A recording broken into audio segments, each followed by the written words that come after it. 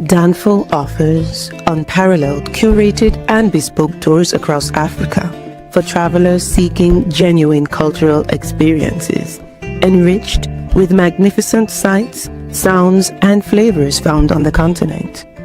Each trip is reliably curated to ensure visitors are gifted with an immersive and authentic adventure. Whether you find yourself strolling along the charming white sand beaches of Sierra Leone, feasting on the mouth-watering delicious foods in Senegal, observing or partaking in various aspects of the Isheshe traditional system Ifa native to Yoruba land, Nigeria, with Danfo, you will rediscover a fulfilling sense of kinship to the true heart of the motherland, her communities. Our core values focus on integrity, quality, safety, and sustainability. We are uniquely committed to assisting with the advancement of African infrastructure and promoting African businesses, so both travelers and the communities they visit receive beneficial exchanges. At Danfo, we understand the importance of connectivity, and we have created a model which provides bespoke experiences based on your passions or hobbies. With us, expect a long-lasting spiritual bond between you and your destinations. Live, love, Danfo, Africa. To learn more, visit danfo.africa.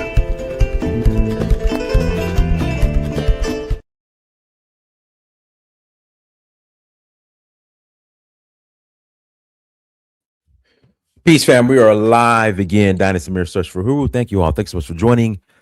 Hit that like button. Please hit that like button. Also, make sure you share and make sure you subscribe. I would greatly appreciate it. Got a couple of announcements. And also, number one, we're rolling to Senegal. Well, I actually, greetings from Ghana, brother Dynasty. Timeless Ascension. Thank you. Welcome. Make sure you subscribe and hit that notification bell. But yeah, I head to New York next Friday.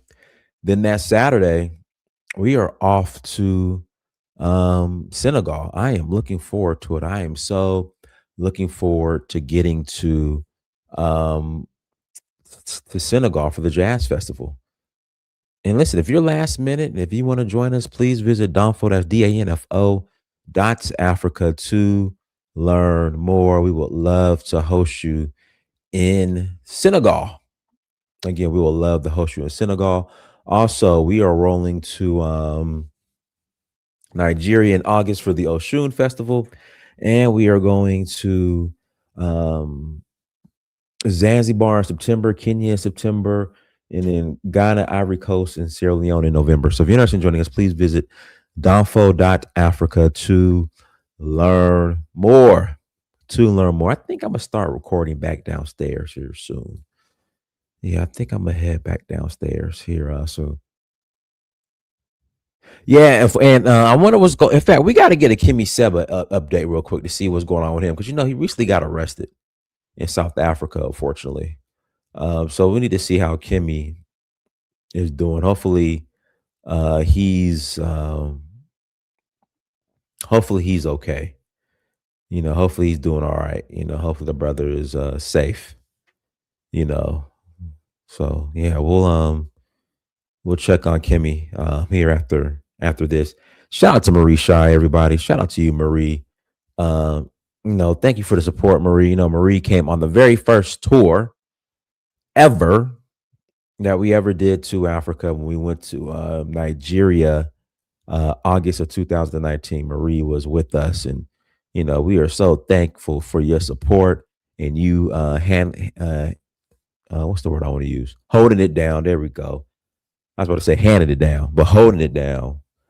In the chat, our moderator. South Africa is currently showing the rest of the continent the love they always have for us. Did you guys see the situation today? I think I don't want to bring that up. That's probably another show. But yeah, there's definitely a xenophobia issue in South Africa. And the show yesterday, because we had an FBA call in. And guys, I want I'm gonna do a separate show on this. Shout out to Jamar Harp, y'all. Jamar, you got to come to Nigeria with me in August if you're not coaching. Um, when's the last time I ran? I ran yesterday. I ran like 7 miles yesterday. I ran like 7.5 miles yesterday on the belt line. Love the belt line. You know, I appreciate Atlanta more. Like I love this belt line. So I was at the gym yesterday. I thought one of my classes was going to be at 12:30, but it wasn't at the location I was at. So my gym is right on the belt line. So I put my stuff in my locker in a locker, and I ran the belt line. So I ran from like Krog City, Highland, if you're familiar with Atlanta, from like Highland all the way through Piedmont Park, all the way the belt line stretches behind Ansley Mall, all the way to kind of like where if you're going 85 north, where like it splits to go. I think that's considered. I think that exit is Buford Highway. No, or the Piedmont exit. The Piedmont exit off of yeah, the Piedmont exit off of 85 north, right before you get to 400. Like the belt line, I didn't know it went that far. So I ran all the way there, turned around, started running back. And there was another runner who was running, and we just ran together all the way back. So yeah. So yeah, like I said, it was about 7 miles. But had a good time. I enjoyed it. So yeah, I absolutely love the belt line now. I appreciate it. I appreciate Atlanta. What Atlanta is grown into now. It's gotten expensive, y'all. Thank God I bought when I bought. So I bought my home in 2014 when it was still relatively affordable. But Atlanta's expensive now, y'all. It's expensive as hell now. But yeah, but that run was a cool run. So I'm once a week. Well, on Sundays I run the belt line over by my house. So my house is right on the belt line as well. So on my end in the West End. So yeah, but now I'm gonna do Peachtree this year too. But this is Africa. Go to the site, check out where we're going, where we're traveling to. Sign up for an experience. We'll love to host you. Yeah, but let's check in on Kimi Seba. Let's see here. Cause like I said, he got arrested, but I just haven't heard anything since then.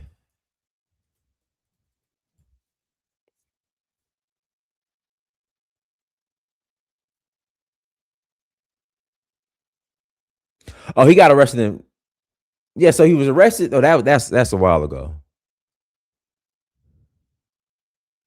He got arrested in South Africa, but I don't understand why would he get arrested in South Africa? What did he do?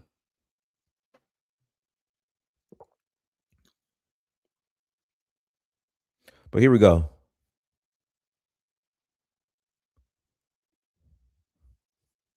In sports, what they say, speed kills. Competitive advantage. Guess what? Same thing in finance. The West African nation of Benin is preparing an extradition request for an influencer who expressed support for the coup attempt in December.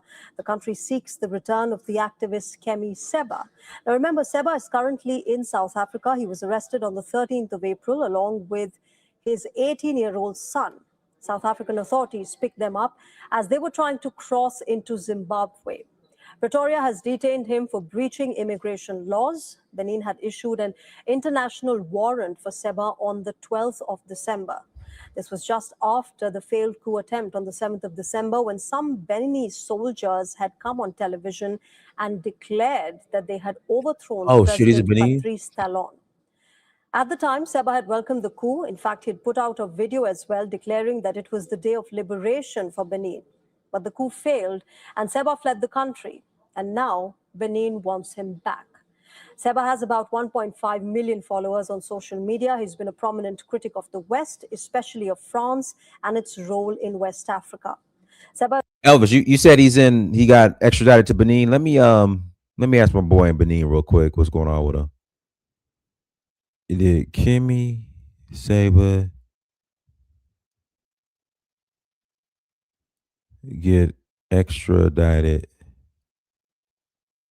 to Benin?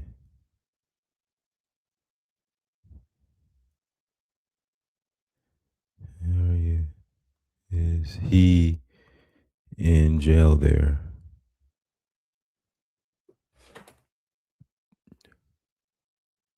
Oh, wow.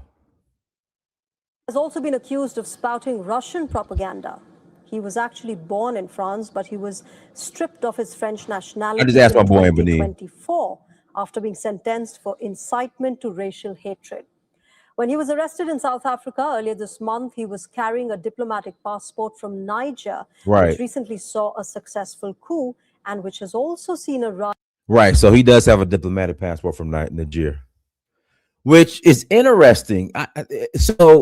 Okay. So now this is the question. If you have a diplomatic passport, you have diplomatic immunity, from what I've been told. I thought. Am I wrong?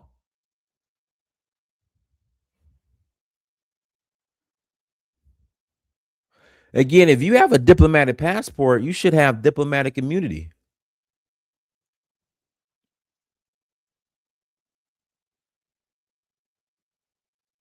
Is that the case? Am I wrong? Am I right?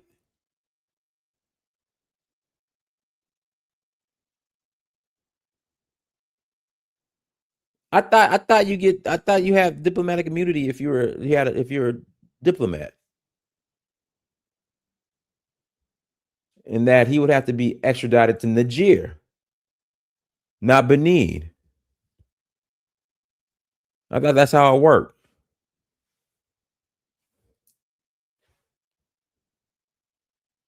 You have to present yourself in that country and be accredited. Elvis, I don't know, Elvis. I don't think it works like that. Oh, okay. All right. Well, let's continue. In anti-France sentiment. South African prosecutors are currently verifying the authenticity of Seba's Niger passport. Meanwhile, the activist has applied for an asylum in South Africa. Will Pretoria grant him an asylum? See, that's the thing. So right now they're investigating if his diplomatic passport in Niger is legit. Because if it's legit, I don't think they got to let him go. I don't think they can extradite him.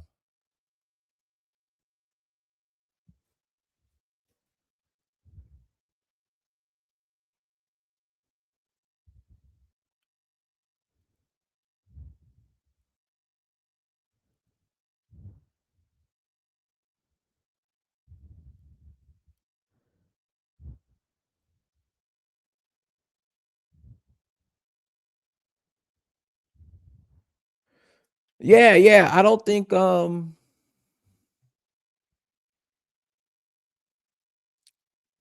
he has diplomatic immunity.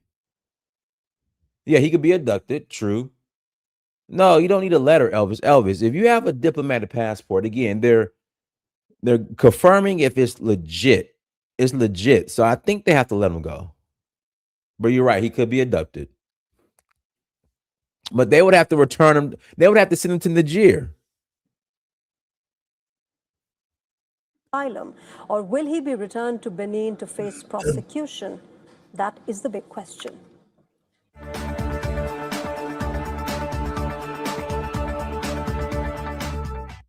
That's the sound of an American oil company hard at work.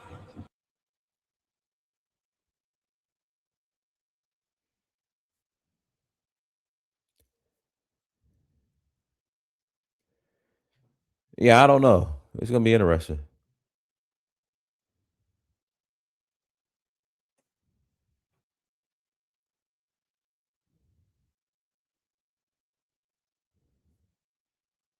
Yeah, it's gonna be interesting.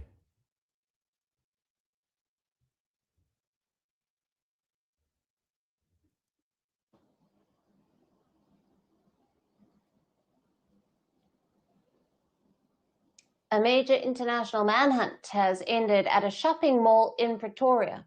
South African police have arrested a high-profile fugitive connected to a failed coup attempt in Benin. Now, his name is Kemi Siba.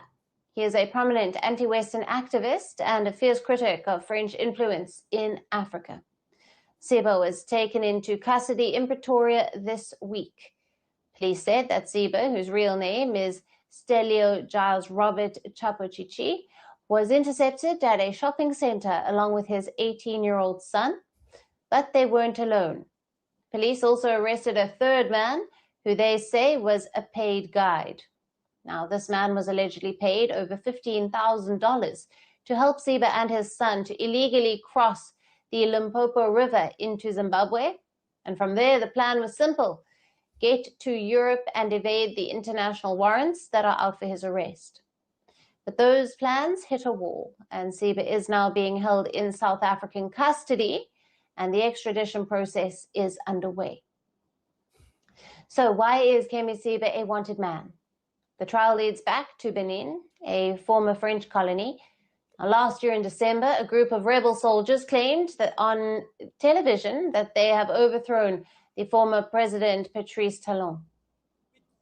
The Military Committee for Refoundation, CMR, which met on Sunday, December 7, 2025, in Cotonou, deliberated and decided the following: Mr. Patrice Talon is removed from office as President of the Republic. While the coup attempt was deadly, it was short-lived. The military, with help from Nigeria and France, had put it down within hours. Seba, however, publicly celebrated the attempt. He posted a video calling it the Day of Liberation for Benin. In response, Benin authorities issued an international warrant for his arrest on charges of inciting rebellion and justifying crimes against state security. Since that failed coup, Benin has jailed around 30 people, mostly soldiers, while several others remain on the run. To understand Seba, you have to understand his political ideology.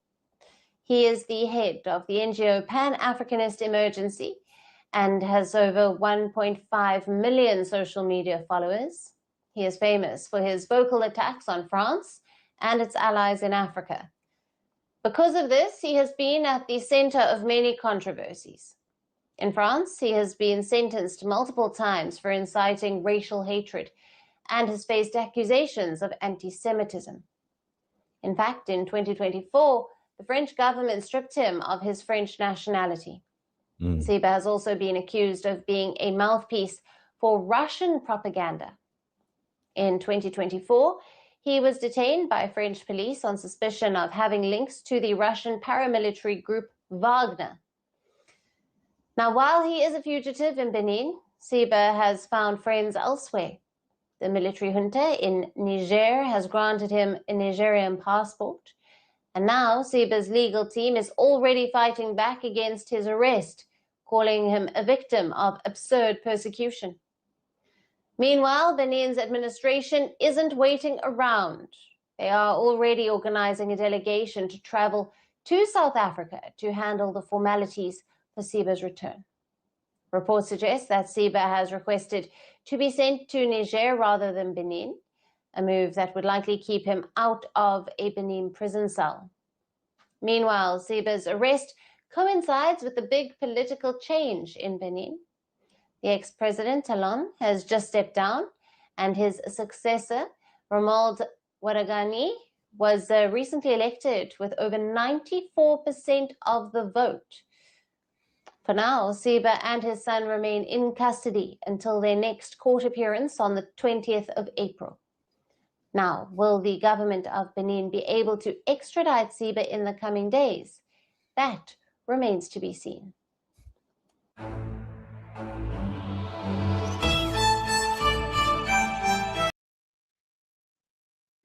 All right, let's get into today's topic. Saw this on X today. And guys, I'll go ahead and put the link in the chat room if you guys want to call in after the conversation. I'll put the link in the chat room. And guys, as this plays, I have to go check on something real quick. Right downstairs. But give me so this is Russia escorting tankers into Bamako. So let's play this real quick.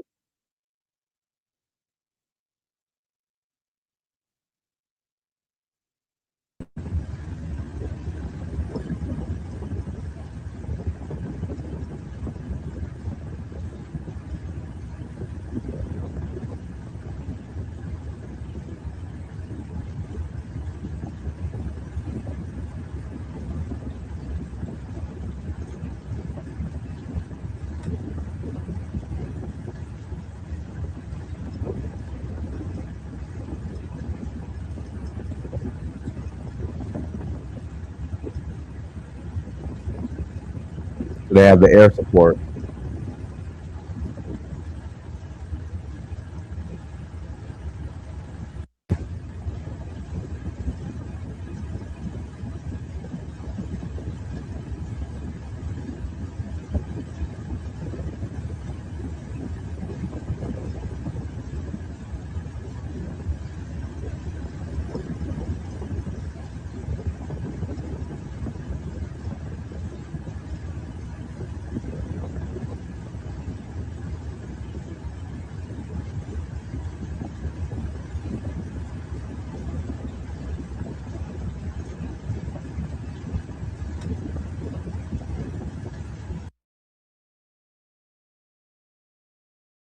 It's very interesting. Let's start a little bit with the root causes, because without them, difficult to understand why and how everything happened.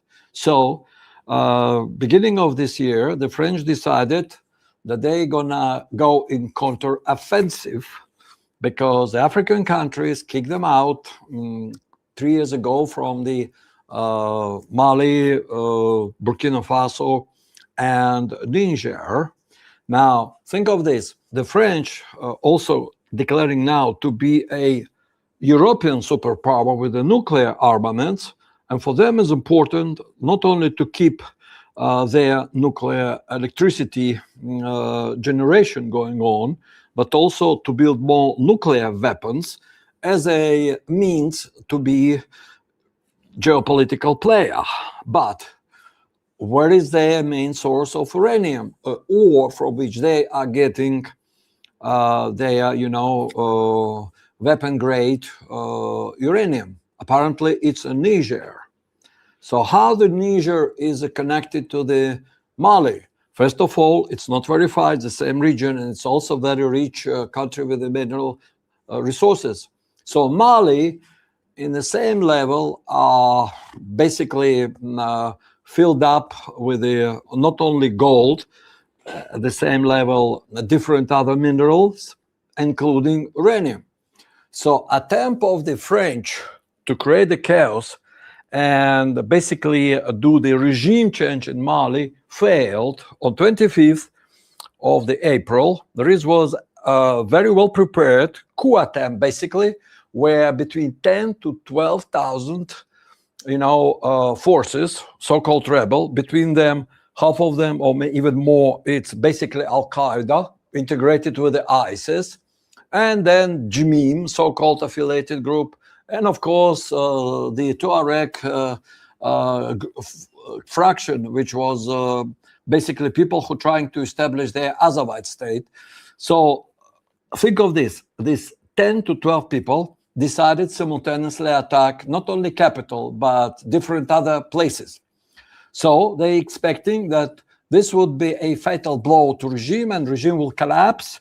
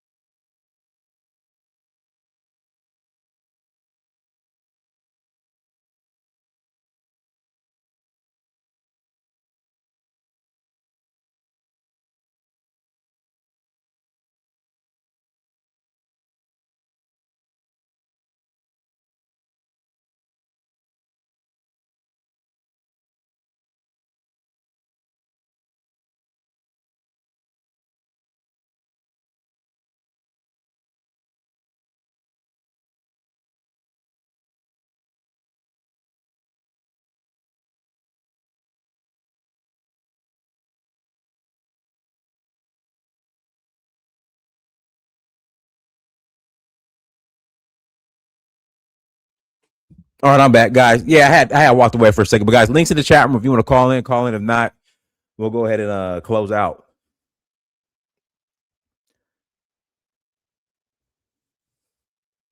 No, I'm here. I'm here. I'm here.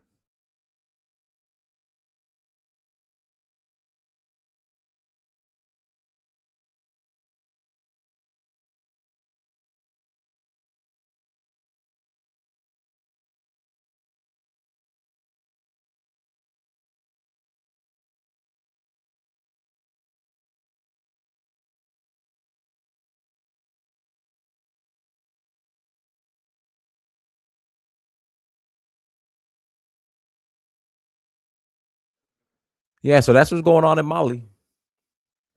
You know, I want Bamako, I want Mali to crush these jihadists. I want them to crush these jihadists. I'm rooting for everybody that's against these jihadists. That's what I'm doing. If you are against the jihadists, I am rooting for you.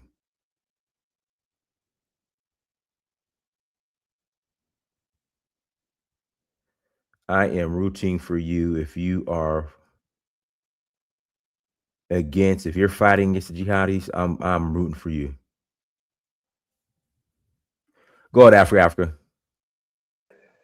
Yeah, great Zionist. Yeah, I agree with you. I mean, these people have been, very, dangerous to our future generations in Africa. They're robbing our future. But we should also know, not to be naive, that we know the people who are behind it, and you know, they need to be basically they've been used to destroy their own people, left, right, and center. And I was listening to you guys the other day. As I always say, it's a race war. It's a race war going on in Mali, and obviously it's been amplified by the people who we know who are actually our frenemies. So this race war, is a war that we need to win. We are fronted by this race war from the north, the south, and yeah, and some in some extent to the east. Well, I think definitely is a race war. They've been using, they're trying to use it against each other in the continent. But also we know the number one reason why the problem is happening in the Sahel is because of their mineral resources. They after the mineral resources, 100%. And uranium is one of the valuable source. You just mentioned that because right now a lot of countries trying to go green, and is a thing that's going to happen regardless. And AI is coming, is kicking in a lot of these industries, and the only thing left for them is the things that enable that to happen, which is the mineral resources. They don't need manpower like that anymore, like they used to. Now they got the technology to do it. They just want the thing to power the technology and the tools to be, that they could use to make these things. That's it. So whoever is actually existing on top of this stuff, they're gonna get smashed. And it's about time we actually wake up and stand up for what is our own and defend it. If this jihad is going to be used by these people, they should be crushed together. They're just as bad as the people who are sending them. So that's how I see it. I pass it back from the Dennis. Okay, go ahead, V. Hello, guys. Good day. Hello. Good day. Hello, Yeah. sis. Yeah. Hello. How are you? Yeah, I can't complain. Nice to hear from you. Nice to have you again. Or shall I say the salo we had a body? The Body body good? funny. Oh The yeah, body funny. the The body body fine. Yes, Body good. the body fine. Okay. Yeah, the body Okay. fine. Yeah. Okay. Anyway, I've watched and listened to you guys sometimes, and I've also watched. I've sort of seen the news and read and listened to, and what is happening in the Sahel is very, very sad, really. Sad in a sense that now they are not even hiding it. As our Africa has already said, it's all about the resources. It's not about the people, it's about the resources. there is a lot of dynamism going on in the Sahel, and they're playing on it. Now, what saddens me is you have a lot of the coastal countries thinking that, oh, if what they want to achieve managed to happen in the Sahel, which I doubt it would happen, but there's going to be, in the meantime, there's going to be a lot of turbulence. If they manage to get through what they want to do in the Sahel, they're not going to stop there. They'll push it down south onto the coastal countries. The reason why it's about the resources is that I'm not going to mention anything, but what I'll say is West Africa as a whole, they know holds a lot of resources. West Africa holds a lot of resources. Places like Mali has tons of gold. Mali, sometimes you don't even have to dig very deep to get to their gold. It's not very deep. You can just go through the surface a little bit and then you meet in gold, and you meet chunks of gold, not just little, that's how rich the land is. I listened to Abdul Rahman Chiani, who is the current Niger president. And he said the intel that they've picked up, well, if he's wrong, I'm wrong. I just listened to what he said. He was saying that they want to break Mali up into 4. And they want to set it up as a religious state. Because there's different groups of people. And with Africans, when you talk about religion, some of us just go crazy. And it's like, oh, turning to religious state, that because they want to break Mali up into 4. And and obviously the people up north, they're using them. Because how can you say that you want a group of people, these Tuaregs, they're less than 2% in Mali, They're less than 2% in Mali. They're under 100, they're about 800 million or 700, 800 million in Burkina. They have a little bit presence in Niger Niger, because their land, their ancestral land is actually in Libya. But there's some of it spill over into Niger, Niger. In Mali, it's all with this migration and movement. That's how they ended up in Mali, right? Their ancestral home is up north in Libya, and also certain extent in Algeria. Right. In Algeria, they've been pushed out of there, and most of them ended up in Mali. And being Africans, oh, we brothers, same religion, so forth and so on. Then Malians welcome them. And now look what they're doing to Mali. How can you say people who are less than 2% of a group in Niger now, Mali, they should divide the country into 2 and give them half? And within that region too, there are other ethnic groups there. Gawos are not Gawo people, are not Tuaregs. No. There are African ethnic group that they're there. There are many. The Dogons are also there. Very famous. Dogons, Bambara, Songhai, Fulani. All these people up there. Yeah, and you want to hand over a chunk of land to them, simply for what? And they're claiming they've been ethnically oppressed. Hey guys, real quick, I gotta go pick up my son. We could end it here. You guys can stay. Who's stay, Dennis? Okay, all right, I'll be right back. Okay. Do you want us to stay on? Well, there's nobody. What are we gonna talk about it? Yeah, no, it's fine. It's fine to say. Yeah. No, I was going to say that with the Tuaregs, they have been involved in everything that's gone on in that part of the world. Pacific, even they were involved in the slave trade and everything else. So how can you say these people are oppressed? If anything, they're the one that has oppressed other people with their superiorist mentality that they're supposed to dominate this other group of Africans because of whatever they think they are. So it's just the story they're telling doesn't match up. They are not oppressed. They are causing chaos simply because they think they are entitled to be given a huge chunk of land. And the land that they're demanding is huge, If you look at the map that they're talking about, they want a piece from Burkina, Niger, and then even into that 3 countries. But they're not talking about Algeria or even where their ancestral home is, which is Libya. They're not even talking about that. So how can Mali hand over such a huge chunk of their geographical area to them? For what? Why there's also other ethnic group there, and how are they, going to feel? So they should hand the land over to them, and then in turn they turn around and suppress them or what? I don't know. It's very sad, but as you said, they always use our own people to do their dirty work for them. And with the coastal countries, I feel very sad for our leaders that they're sitting there doing nothing. If these people succeed, do they think we are also safe down there? I don't think so.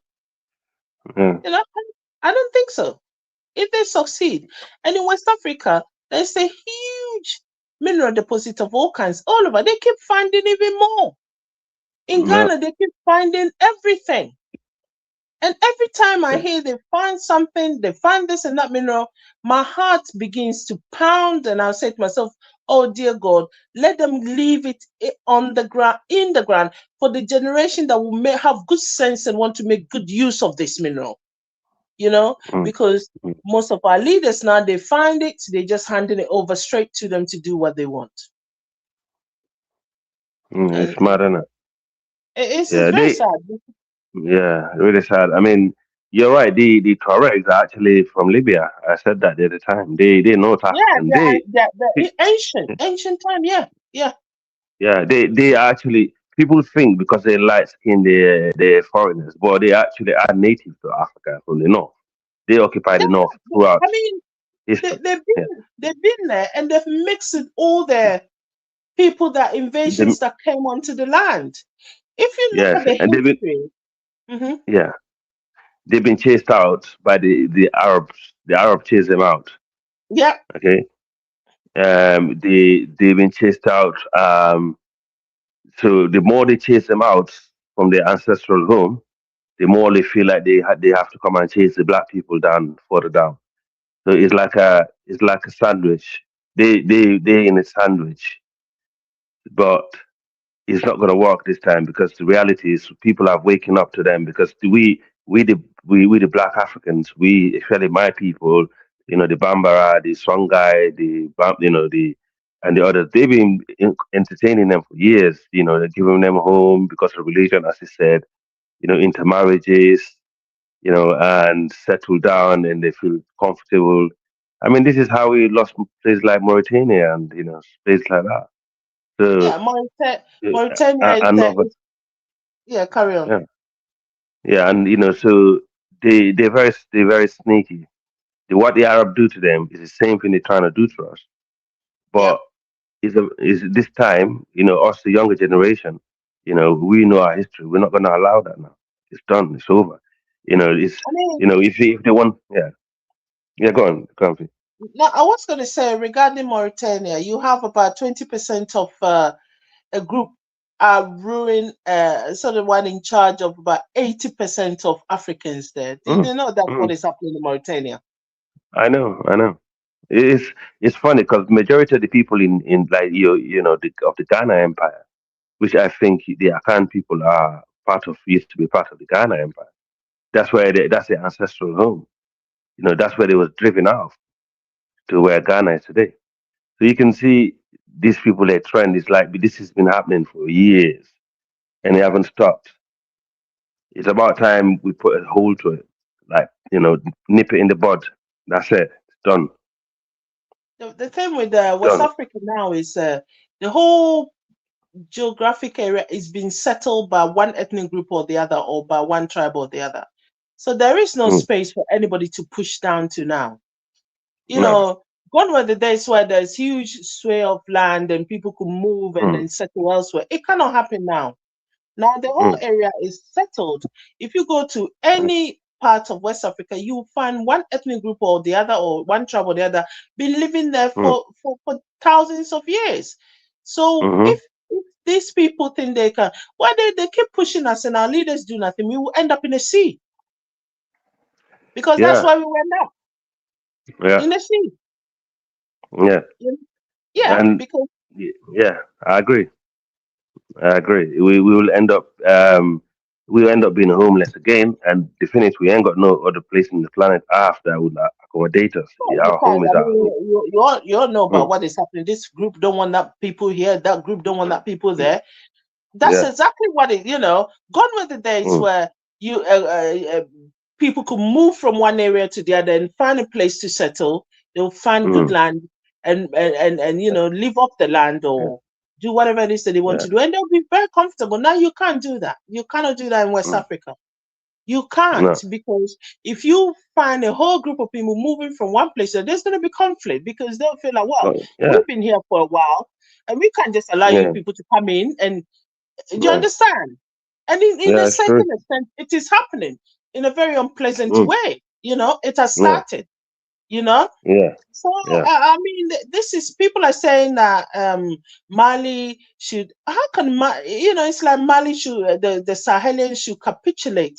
I mean, I listened to one Mali lady. She was being interviewed. I think she's sort of in academia somewhere in Mali in Africa, and she was being interviewed in one of these foreign Okay. media.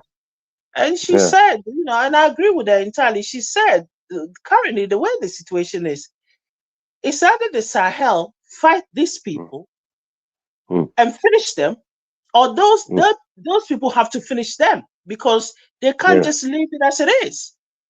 Do No. you understand? That they will No. have some sort of But discussion. yeah. Carry on. But what surprised me is the amount of black people that I see that's been captured, within this terrorist group. It's actually really shocking, man. Like really, really shocking. The amount of black people that you see among them. Wow. Yeah, but most of the people you see among them, unfortunately, are also coming from troubled areas within the region, within the In the Sahel. Sahel. Yeah, yeah, Yeah, yeah. and apparently they're even getting people from Darfur. Now Darfur have their own ongoing problem happening, and that is why they're Yeah, using the religion. They're yeah. using the religion, telling these people You're right. that You're right.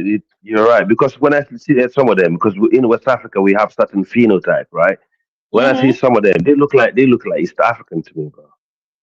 Yeah, When I see yeah, some of them, they look like people from that region, like from yeah, Sudan, and they look like you're spot on, like in Chad, like Chadic, and yeah, yeah. yeah, They look like yeah. people that you would describe as Nilotic. They're more, I mean, No, as you said, West thank Africa, we you. have Yes, certain phenotype, and they have a certain phenotype over there as well. Even though they yeah, can cross somehow, you see yeah, more of them in certain phenotype in one area, and the other group will yeah, be looking yeah, different in it.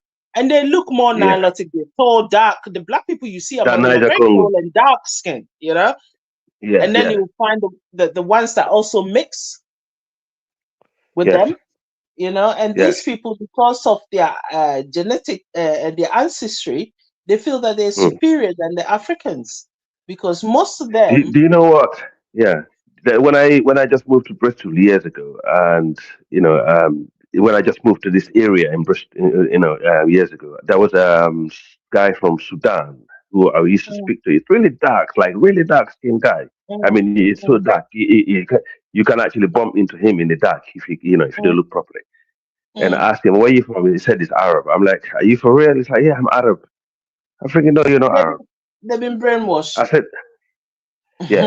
And I asked him, I said, what do you mean by you're Arab? He's like, oh, no, no. He said, I'm from Sudan. I'm like, yeah, just say you're from Sudan. Sudan is not Arab. Just like, no, we speak Arab, and stuff like that. Basically, you're trying the, to the, say the, our level, culture is Arab. the level of brainwash that's gone there, because they've been brought, Mm, for generations, been brought up to believe that yeah. if they are anything other than African, then they're better off. Mm, So they're doing their utmost to shake off the Africanness about them. The right. Arabs don't regard them as anything. So why are you going to associate yourself with people that Y- don't see you even as a human being? Yeah. Isn't it sad? I mean, Yeah. Yeah. that is the fighting that's going on in Sudan also, Yeah. Yeah. northern Yeah. Sudan, because Yeah. Yeah. And years later, look at what's going on in Sudan. yeah, So that, so it's just one of those. I mean, these brothers need to be. I don't know. it's so sad because our empires got destroyed. You know, the things that we had to hold on to, you know, got shattered, and you know, we need to be reminded of who our great ancestors were. You know, instead of having to cling on to some other people's culture and way of life, or you know, I mean, I'm very religious tolerant. You know, whatever is personal to you, you know, whatever religion, as long as it works for you, you don't, you know, kill people or force people to be who you are, and I'm cool with that as long as it kind of give, you know, I'm very progressive like that, you know, but like, you know, I mean, having to wipe out, wipe, yeah, if you look at it historically, right, West mm, Africans, mm, we've been very progressive when it comes to religion. When Islam was the first major religion that started coming to us, apart from our own indigenous religions that we were sort of had. mm, Now you mm. have leaders that people, a leader that if you read a history of somebody like Sandiata Keita, who did a Sunjata, lot for the Malian part, you know, at that yeah, time Islam has come and it's yeah. settled with Sunjata, many.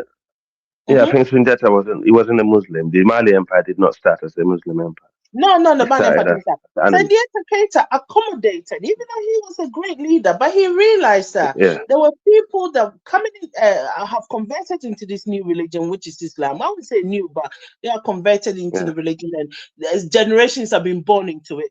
There were also other African traditionalists that also practiced, and he ruled in a way that made it accommodating to everybody. He did not mm, you know, even some people say he himself, he probably wasn't a Muslim, but he accommodated Islam. mm. Yes, You know, yes, he probably wasn't, even if he mm, was a Muslim, he wasn't practicing it mm, fully. He had also indigenous African belief that, you know, traditions that mm, he believed in. mm, If you look at West Africa, traditionally, I mean, I take Ghana, for instance, yeah. mm, Um, mm, I mean, I'll say that years ago when there's migrations, wave of migration, and they came down, they were very suspicious of Islam. Believe me, many of the people, mm, tribes that live in Ghana, very very suspicious of Islam because they felt that this religion that came in with a lot of fighting and displacement and so forth, and they were mm, sort of living their own enclaves and their own areas and doing their own thing. And later, when the Europeans came and things got out of hand and they were started battling the Europeans. Guess who came into ally with them? Our northern mm, brothers from places like Burkina, Mali, and even and a majority from northern Ghana. And that time, those groups mm, were predominantly Muslims. But they came in mm, and joined in with their fellow Africans who were not even into any religion, into African tradition in Akan. I'm talking about Akan history now. They came in, they mm, allied with them to help them fight the Europeans. Do you understand? mm. So this is how we lived up until recently, when people started Wow. being indoctrinated by other group of people who doesn't mean well for us, telling our people that, oh, even if you're a Muslim, you're not a good Muslim because you're not doing A, B, C, D. Do you understand? And it's gotten into some people's head to the extent that they feel it's easy to pick up a weapon, attack your fellow African simply because somebody is telling you they are not good enough. And this is where we are. But traditionally, we have lived among ourselves pretty peacefully up until slave trading came, which also we did another group of thing that wasn't, you know, I don't even want to talk about it. That's another, that's Yeah, I we know. don't talk about enslaving of ourselves. We talk about it forever. Mm. But To be before honest, then, yeah, I think our problem is two things. To be honest, is tribalism and foreign relations. It's our problem, and until we wake up to that, nothing is going I to think change. tribalism is easing, you know. People talk about, of course, everybody will defend whatever tribe that they feel Mm. that they ought to defend. But Mm. tribalism Yeah, is easing. It's easing in the sense that it's if quite you look at, subtle. there's a It's lot quite more intermarriages going on. I know a lot of yeah, West yeah, Africans that yeah. they're not from one particular tribe. To I'm be not honest from with one you, particular tribe. yeah, even me, my mother is my dinka. Basically, what I'm trying to say, to be honest, the tribalism I'm talking about. Do you know what?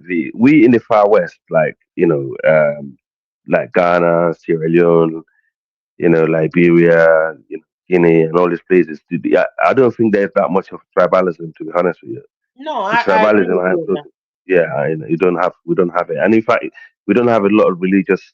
backlash. The only place you find religious problems is one constant. You know, I don't want to go into other people's country bastion, but I think our bigger problem is you know the big brother next door. You know, and once they're not settled, the entire region is not settled, and that's the problem. That's true. Because their That's problem, their problem, yeah, their problem is always on the internet also, and you know, people can pray into division. Like those in the Sahel, you know, I can guarantee you, those in the Sahel right now, what they're facing is like a foreign inclusion. They're coming in for the minerals, but also they're facing racism, you know, from both sides. The lighter skin is helping the lighter skin against the dark skin because they want something off the earth, and Mm-hmm. that's what they're facing. Those in basically, yeah. So those in West Africa where we are, like Ghana, Sierra Leone, I'll say in the Guinea Coast, you know, you exclude Nigeria. We are very settled, you know, people. We don't Ghana, for example, you don't ever hear Ghanaians online, you know, insulting each other or based on tribes. Or I never had that anyway. Or for No, example, I mean Senegal, Ghana, for Ivory Coast, instance, you know. we the way that we operate is so we say, oh, this tribe people are, and it's like a butt of joke. You know, we have certain jokes, oh, this Yeah, tribe like people are banter. this. We all That, got banter yeah, about other people. yeah. Yeah, that's cool. That's normal. Mm, We do that a lot, but it is very rare to mm, find Ghanaians that they're going to get at each other's throat because of mm, tribe or even religion. You know, mm, I mean, yeah.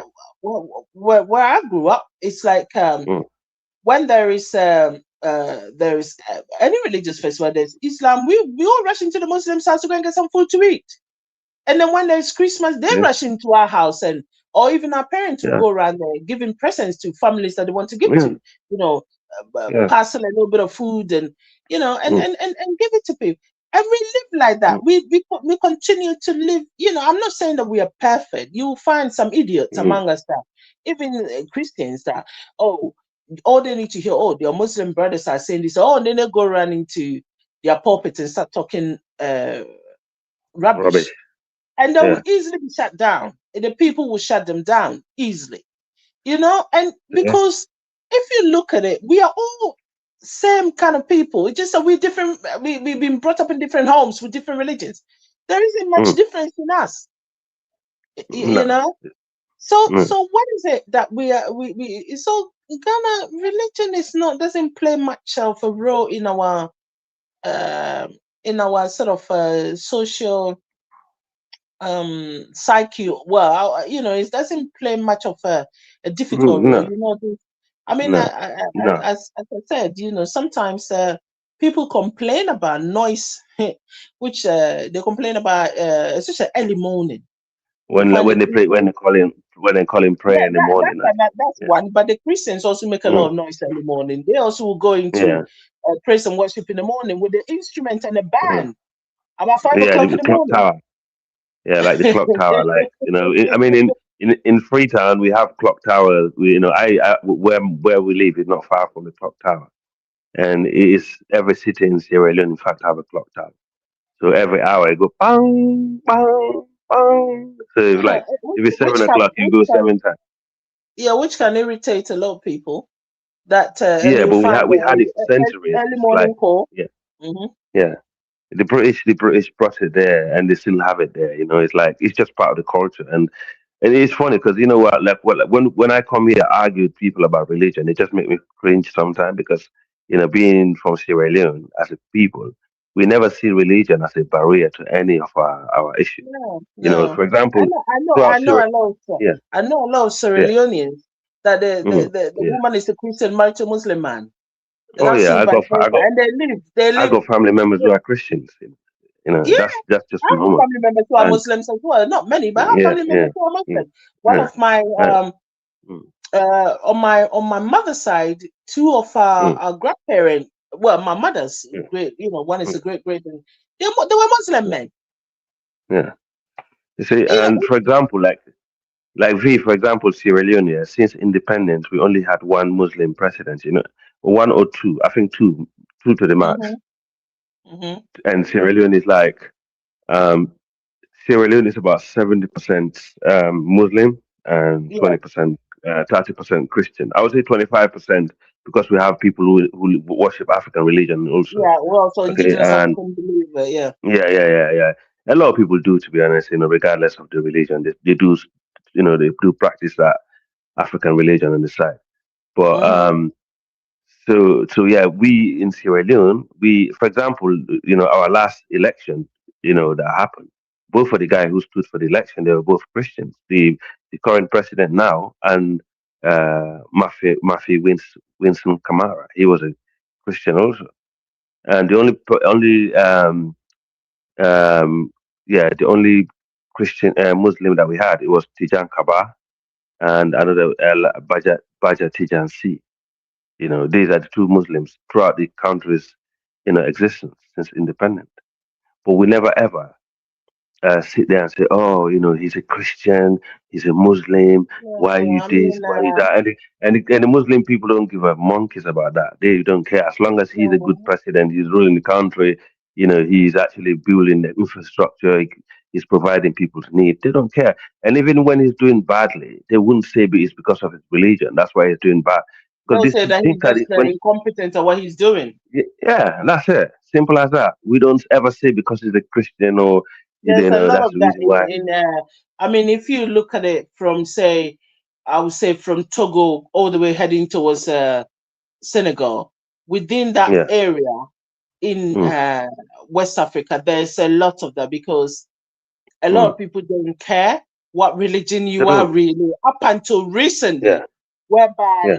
but Nigerians have his own dynamism and problems that's happening, and I don't, and then I blame the leaders. I don't blame the people. I don't blame the No. people Mm. on the lower end. I blame the elite and the political leaders in that country. They're the one No, of causing the course. problem for the country. Yeah. They're the one doing Yeah. it. It's not the They use the religion as a tool. Yeah. they're using religion as it too, yes. And if Yeah. you leave them aside and you come to the other part of West Africa, we don't have this problem.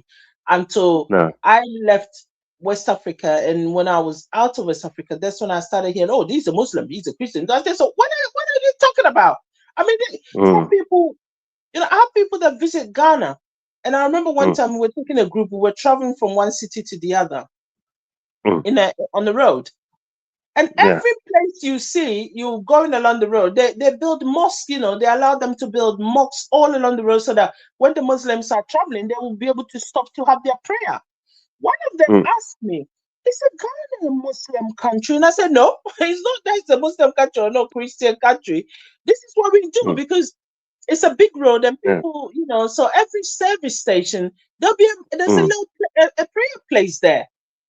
Yeah. You understand? Why? And Why let? Yeah. Why let Abrahamic come and divide you? That's the question. I don't know. Why let the Abrahamic divide you? That is That's the what I question. don't understand. No. Because we've been That there is what. before the Abrahamics, right? We've been there before that, and we coexisted before that. We built empires before that, and as I said, of course, we did use in West Africa when Islam came to where Mali is today. Like the Ghana Empire, where Ghana Empire was, we did adapt it to Islam. Definitely, yes, we switched because at that time, it benefited a lot in terms of cohesion. We can put tribes away, and say, okay, let's get together and intermarriage, and we learn how to, to read and write in a new ways, and document things, and there's good and bad, okay, in all of it, and it was fine. It was all good. There was coexistence until the betrayal kicks in. You know how these people think, right? These people in the north, and they start betraying the locals slowly, and then by the time you know it, it's like it's just start going down and down. To be honest with you, what made it worse for us in the Sahel is when you know um, Obama, destroyed Libya. That was just Yeah, it because the yeah. peace treaty they had in the Sahel, before this issue, it apparently is one of the longest peace treaty in the world. To say you don't touch us, we don't touch you. That was a peace treaty between the blacks and the Tuaregs in the north, and it works for so long, and apparently it was the longest in the world. So why would Obama come and destroy Libya? Why? That's a Because question I ask myself. because Why? they, Again, they, mineral didn't, resources. they didn't want, I mean, Gaddafi has his problems at the beginning, but Mm, Gaddafi was also betrayed by African leaders. You know that. Are you aware of that? mm. Yeah, I know he was betrayed. Betrayed by Yeah, the yeah. AU. African Yeah, Union some never of the stood for African him. leaders there. African Union just went silent. They, it's He like was they betrayed by think it's them. because it's Obama. Mm. Mm, The because they think it's African Obama is a Union, black man. Yeah, go on. Yeah. the African Union doesn't have control of his own budget. African Union Yeah. gets his budget from all over the place. European Union, maybe America, and I know for a fact that he get a huge chunk of their budget from the European Union and China, and maybe I don't know if they get that much from America, but they must get something. So African Union Yeah. doesn't control now. So whoever controls your budget controls you. Similar to the ECOWAS as well. I know certain huge chunk of the ECOWAS budget comes from elsewhere. So whoever is putting in that amount of money to prop you up will control you, and that is why ECOWAS is a disgrace as it is, because the leaders, because they know they've got their hands full from elsewhere, they can't even speak up for their people anymore. Within what is the relevance of ECOWAS now? ECOWAS should be disbanded and something new. Yeah, But you're right. What's they his don't have name? the The courage to do it. Nigerian.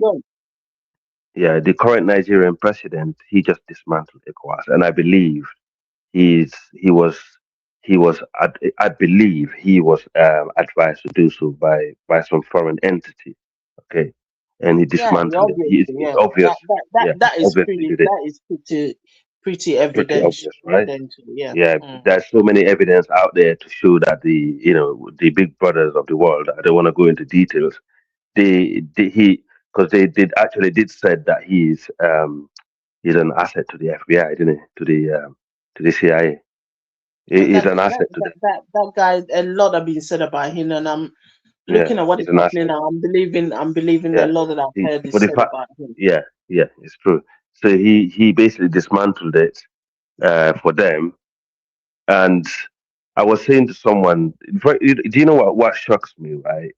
Like I don't want to sound, because if I say this, people might think, oh, you've been tribal biased because he was come from your tribe. But in all fairness, when Buhari was the head of ECOWAS, some of this cool happened. He never threatened to invade any of them. Traore, he was in power. No, Mbalo, the Buhari's he's a military man, and also he's been involved in a coup, hasn't he? He was involved in one of the coups that happened in Nigeria. Yeah, exactly. He was a coupist. He was coupist, and he the one that stopped the Tuareg invasion in what you call where is Idris Debit that got killed? Chad. He's the one that fought out. Yeah, he's the one that fought the Tuaregs out of the way in that war. And so he was a military leader. He was a general during that war, and that's when he had his PTSD. And because of that, he shouldn't have been a president, because when you're suffering from those things, you're not normal. So his wife said it actually on the interview that he had PTSD during the Chadic War, because it was the bloodiest war we had in West Africa. But move forward, when he was leader, the Niger Republic, right? So when he was a leader, he used to give Nigeria used to support Niger Republic to fight these jihadists. He used to give them vehicles. Yeah. He used to help them out, and he supported them. And this is what other countries should have been doing, because whether we like it or not, Nigeria has always been the big brother of West Africa when it comes to those things. And they helped Liberia finish, their war. They helped Sierra Leone finish their war. Which, I mean, you have to commend them for that. They did very well. Yeah, you can see why. It's not. There was a report I was reading years ago that, in fact, the West wasn't happy about ECOMOG, finishing those 2 wars in Liberia and Sierra Leone, because they feel like they're not needed when it comes to African intervention. Does that make sense? Because it's like, okay, there's someone that's taking in our place, in that region. So they did not like it. So they wanted. Yes, sir. Yeah, finish what you're saying. Yeah, so they wanted ECOMOG, the ECOWAS military faction, to be dismantled, and you can see how it was done by Tinubu. He did it Yeah, straight away as soon as and we got him. Yeah. what they only wanted to reconstitute something when Niger had their coup. For there's always been Exactly. external forces that don't want our region to be peaceful because of what they are Yeah. getting. If Yeah. we stay in a perpetual state of war, which is currently happening, because the Sahel, everybody's talking about the Sahel, but there's problem within all the other states in West Africa. It's just in the proportion is greater in the Sahel. We have Yes. a little bit of, like Ghana, for instance, we have two groups of people. They are basically cousins, in terms of Yes. ethnic wise, they are cousins. Yes. It's like two brothers that founded this group of tribes, and they have been We're in constantly Ghana. fighting in Ghana. Yeah, then up right on top of our border with Burkina. Okay. And now and That's a again, it will shame. flare up, and and it started with chieftaincy dispute. These people believe, they should be the chief, because what actually happened was they're cousins, right? They live in different areas. They speak same language, same culture, everything. Predominantly, they are Muslim, but there's Christians among them. But they live there. Now, there was a war, there was a conflict, and one of the cousins invited the other cousins to come and help them fight the war. And they came, this is Right. years ago, this is centuries ago, I'm talking about, not recent. And Okay. they came and supported their cousins to fight the oppressors, which is another group of tribe within the same region. Anyway, this is the northern Right. Ghana. And they won. Okay. And the agreement they made was they would give them a place to settle, right? So Right. they gave them a piece of place to settle. And the cousins that came and helped them fight the battle, and they won, and they settled there, and they lived there. And they feel that they're entitled to own the place and set up their own little chieftaincy Plan. there. And the other Okay. cousins are now telling them, no, we just ask you to live there. You cannot set up a chieftaincy there. And that Right. is the basis of their conflict. Now, if you look at the whole of West Africa, there's a little conflict like that between, it does happen in Yeah, many but parts of it's the world, right? yes. It You're only right. becomes, You're right. it only becomes dangerous when you have Yes. external forces coming in Coming with in. their own motives and their reasons. And that's exactly what is happening in the Sahel now. They're Yes, I using totally agree with that.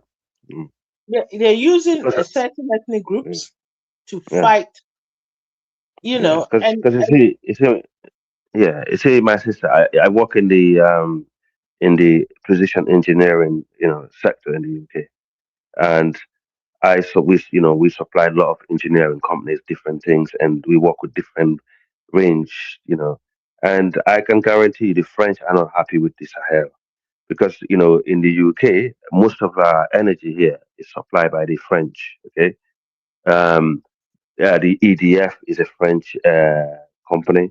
You can keep going. There's loads of them. So most of the nuclear plants that supply electricity in Europe are owned by French companies.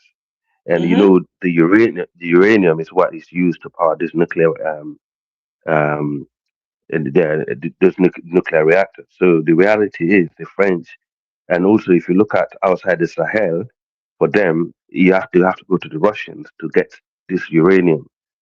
So it is a problem. It is a problem because one of the colleges we work with, they tend to have a lot of apprentices in that college that actually end up working in the nuclear sites because they're building two at the moment.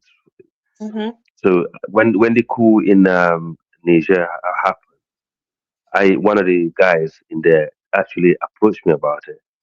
I was actually shocked. So you can see how it affects their chain. This is like is affecting them. And the French, I remember the French were saying, "Oh, we got enough stockpile. We're not no, panicking." they don't. Basically, but they don't. They don't. So it is a problem. They need that uranium, 100%. And I wouldn't By I all wouldn't means. say it is that alone. I was gonna talk about this, but it slipped my mind. Mm, I listened to a okay. professor. He's African, but teaches in Europe. I listened to him Okay. one time, and he said Yeah. what the guy said, years ago he said this, and Yeah. he even at one interview said that when he goes to West Africa, even though he was Yeah. giving a cautionary tale to West African leaders, he said when he goes to West Africa, he feels very uncomfortable because he get tailed.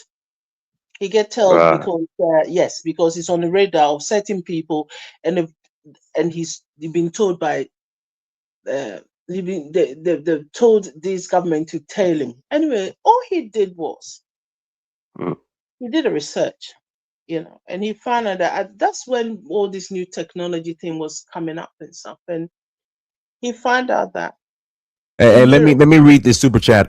Peace Age Rides 1559. Thank you for $10 holla. They do not practice Islam or Christianity. White supremacy is the religion. They practice white supremacy. They have used Christianity and Islam as a Trojan horse to divide and conquer us. Woo. Button. Boom. Good super now chat. I was going to say that finish what I'm just saying, that these people, this guy is an African guy, right? He's a professor. He did a research and he found out that Europe, all this new technology, the mineral resources they need, they have about 15%. Africa has about 15% only in Europe, the whole of Europe. If you take out Russia has quite a bit. Most of it is even Guys, in let me pass the mic now. We have two new people on the panel. Bang, go ahead. Yeah, man, how's I would everybody, have loved man? to Man, finish can you what guys hear I'm me? saying, Danis, but Okay, let go ahead, Ban speak and then go ahead, finish. No, let Ban speak. go ahead. No, go ahead, finish. No problem, no Okay. problem. Go ahead, finish. Yeah. I'll What wait. I was gonna say is I'm just giving this thing that I listened from this professor. I don't want to mention his name or anything like that. And he said that Europe holds about 15%. Africa holds about well over 40%. And in certain minerals, Africa holds about well over 70%. This new technology, I'm not very technically minded on that, so I can't tell you what, to build these new technologies and this AI and all that stuff that's coming up. Africa holds quite a huge, greater in percentages on the land of Africa. And West Africa holds quite a huge chunk of this, all the way from the Sahel coming down to the coast. Anyway, so when they were, some of the students were questioning him, and he said he believed that the current African leaders are not strong enough to make good use of this. And these people are just taking our resources away. And this is what the Sahelians are trying to do. And then all this battle that is ensuing over there. Okay, so the students were asking, one student said, well, if the Africans are not doing it, then they should stop sending their minerals and then they should force their government to cease all this. And the professor said, if Africa tries to do that, that is when they're going to bring the bigger battle to us. This is years ago. I heard the guy said that, and look what is happening now. So you can pass the mic. Okay. Man, I'm not going to, talk for too long at all. Because with the topic, the headline of the, and stuff like that. But overall, UK, I think, the Ghanaian, something like that. But anyway, when it comes to this resource, right? Honestly speaking, I am tired of hearing like resource, right? I want us to do something about it. Because to me, right, like when somebody get in the 50s and the 60s and the 70s, and some people in their 40s, you can't change them no more. Their mindset is already, that's just who they are. So so these African leaders, men and women as well, that's in the 50s, 60s, and 40s and 70s, in some ways, you can't change them no more. So it's just that we just need to move on away from these people and have new energy, new people that wants to develop Africa in a way that we could be proud of being African. That's my take on it, Edgar, because I'm tired of hearing resource. Because if you have a leader that's not about, okay, how can we mass produce this resource right here, I'm not going to take you serious at all. If you're going to say you're going to mass produce it, but then you're going to privatize it to some foreigner, I don't have respect for you. If you're going to work with some foreigner, make sure the state owns good amount of percent in it as well, and then make sure the technology could be transferred to your people eventually. That's the only way I would have respect for any African leader. Any African leader.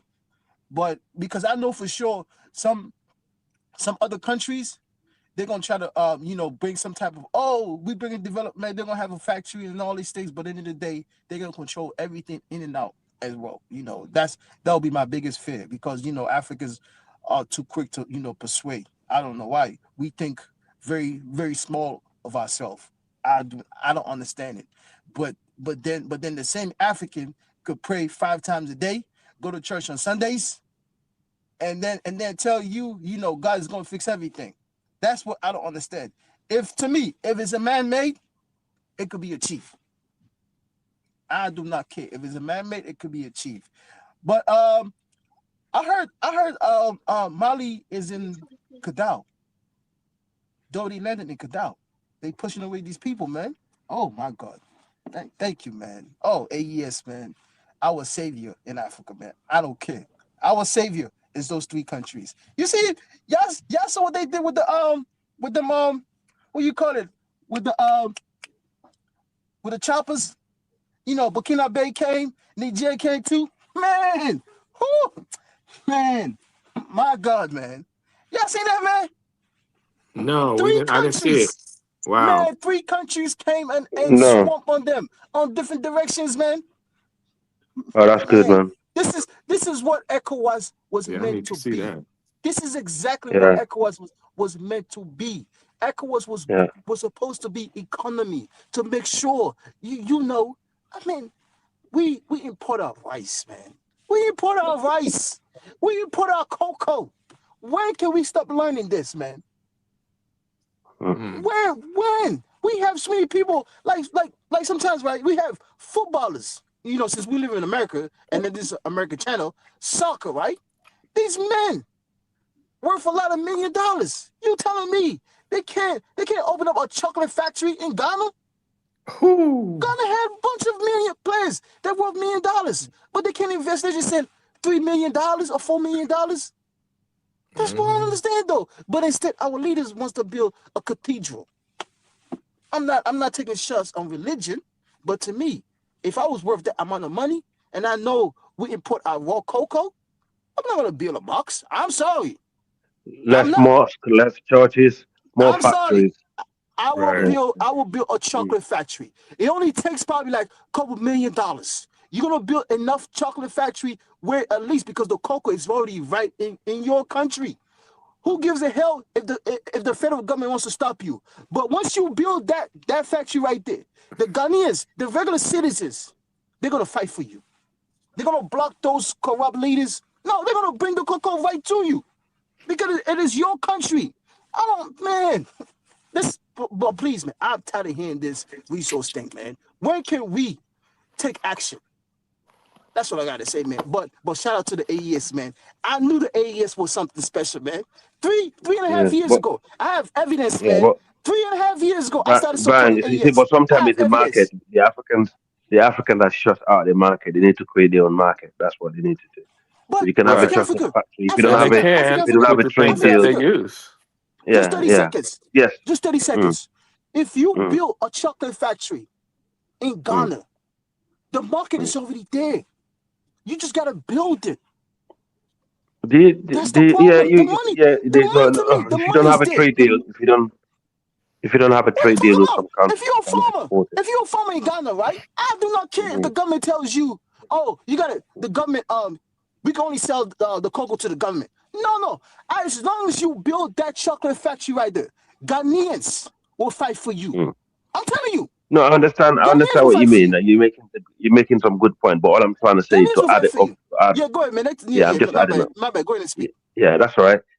Some countries, you need to have a trade deal with them to export to their country, and it's more into it because it depends on the market also, right? You can create chocolate that's more suitable for the continent instead of the one that you're exporting.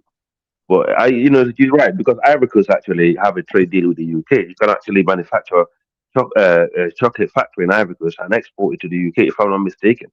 We have a trade deal with them when it comes to such things. But at what stage? Well, at what stage is the chocolate? Is it in a You know, is it a really refined finished product, or Yeah, the is it finished for just as yeah? long as you can prove to them that you pass the there's like a hygiene stuff and the health and safety and all that. As long as you can prove to them that you got all these things in place, Because then they they will let you. melted Let down. me They just say melted something down Yeah, into regarding. Let me new yeah. just speaker, say Let me. something quickly new regarding speaker, the y'all. conflict. Come on, new speaker. Okay. Okay. So I liked what you're saying, Bang, and I was listening to you guys about what you're saying. For me, I think that we need to definitely recognize this move by these mixed folks, mixed Africans, the Temeshek and the Tuareg, and understanding clearly that whether we do nothing or we do something, we're on the defense or the offense. That the northern part of Africa is going to be a challenge to Black Africa, as we can see. They are there already. The history of them being there, right? It was African people that were there before, and they moved us out of there and moved into Spain. And so, if we ever become one country, which I think we can be, that it needs to include that part of Africa. And the people there, they can choose to stay or go. They have to treat the Black people fairly, and that's pretty much it. And they're gonna have a problem with that. So, but that's one thing. The other thing I just wanted to say was, as far as intellectual trust, that we develop our intellectual trust in think tanks, and that we advance our way of science based on where we left off. And that's something I think I really hold on to because of where the my experience, what education I went through, listening to professors talking about the Dogon and melanin research and all of these different things, that we were doing these types of things back in the day, and it's like we've lost that because we don't know, we don't remember our history, we don't remember. And so I'm saying that those types of sciences, we can create something that's going to be different than what they have, because we have something they don't have. They're just starting to get it through quantum physics. They're just now starting to enter into that realm, because they could only go so far with classical physics. But now with quantum physics, they're beginning to enter our realm. We just don't recognize what we have because we have been introduced to these Abrahamic religions, and we've relegated our mythology as something that's like Abrahamic religions. And really, it is the science that our ancestors left. We just have to read through the mythological part of it and get in it, because once you get in it, then you begin to see the more of what it really is. So yeah, that's pretty much what I want to say. And also Africa, you're gonna have to explain how I'm two-faced. So you that's when you get the chance, and I want to hear that part. Or was that the alcohol speaking I was. last night? Please forgive me. I had too much to drink, man. Well, yeah. So yeah, there is a trade deal between the UK and Ivory Coast since 2020, October the 15th, 2020, after the UK left the EU. So there is a trade deal. You can actually export your cocos and your stuff to the UK. Yeah. So yeah, sure. Sorry, man. My bad. No problem. We got new Thank you. speakers. New speakers. Your turn. DMV Pat, go ahead, DMV Pat. Yeah. What's going on? I We remember, good. We good. yeah, I remember that there were people on here. They said that the Russians ran away. Where are those people at? No, I'm right here now. They evacuated from one city, but they didn't completely run away from the war. But yeah, I gotta eat my words some. The Russians are actually doing some work. I gotta eat my words. They're actually doing some work. So I gotta give them credit. What I want to ask is, why did you doubt them when this isn't the first time that they, stop something major from happening? Because this same thing happened in Burkina Faso when they tried to take out Traore. And then it Yeah. But happened again in Niger. the reason why I doubt them is because still there's certain, like, that northern part of Mali, north of Segu, is still a mess. I mean, I don't know about what's going on over there, but you got to keep the the battle away from the capital city, though. If they take Bamako down, that's gonna look bad. Just like everybody thought, oh yeah, they're gone. They got taken out. They thought Mali was done. That was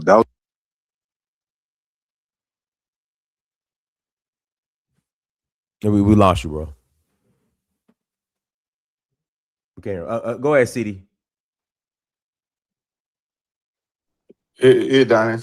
Hey. Yeah, everybody. Yeah, hey, Cos. So, Hey. yeah, man. So, for me, up to this time, I don't really trust the Russians. I think Malians are, Brazilians in the Burkinabe. So every fight they fighting right now, I don't think if Russia is really contributing. This guy that you just showed, this guy is some arm dealer. He been causing a lot of trouble in Africa, specifically West Africa. He was one of the arm dealers to Charles Taylor. So that's why he was arrested and was in prison in the US. This guy is a criminal. That's why America had him here in prison. But the reason why he was free is because of this lady that was caught with drugs in Russia. So they have to exchange for prisoner. That's how he got free. So, this is the type of person that right now talking about Africa. So I doubt it if Russians are really contributing. I mean, all they did was to escort the gas tankers, right? So it's not like they were getting rid of the rebels, or the terrorists. So they just, give a safe passage to these gas tankers to arrive in Bamako. So that's how they're going to operate. So that means the country is not safe. So if we can come together and fight and find other means, I think Russians, they are in Central Africa. We going through the same situation with them. So I'm here to see a success story of the Russians. Um, but yeah, what Africa say? Yeah, Africa's they produce. I mean, they manufacture 50% of their cocoa right now to be a chocolate. So they export it to Europe. Not only in Britain, they will also send it to Belgium. Oh, okay. Yeah, Yeah, that's they good, man. do.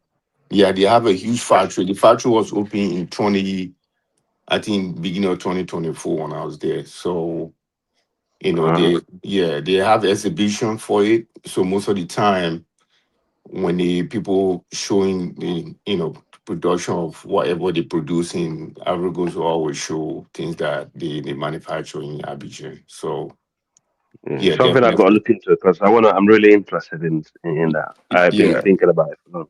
And Yeah. it's not owned by Lebanese, it's not owned by any, it's owned by the Ivorians. Oh 50% wow. for the government. Wow. Yeah. So they do that. But I was shocked to see Ghanaian farmers are struggling right now because the farmers produce a lot of rice and now they stuck with the rice, nobody to buy the rice from them. So the reason Where? for Which that country? is in Ghana. Wow.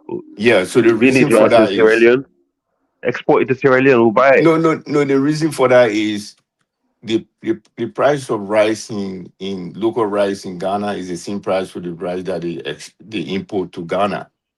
So they have this Uh, colonial mentality that rice from the West is far better than the local rice. So all the government need to do is to tax more on the imported rice, but they're not doing that. So the farmers are struggling right now. I was really shocked to see that. And in the same way we try to Let me. people Yeah, not but city, producing stuff. okay. So I was city, really, city, really city. Let's be disappointed. honest, Yeah. right? Yeah, Hmm. city. Let's be honest with ourselves. The government collaborate with foreign companies to make sure their product stays in the market. Let's be honest with ourselves. It's not because of the government prioritizes agriculture in any country, wonderful things come out of it. Because this Ghanaian rice that you did mention, right? Man, somebody did a documentary about it.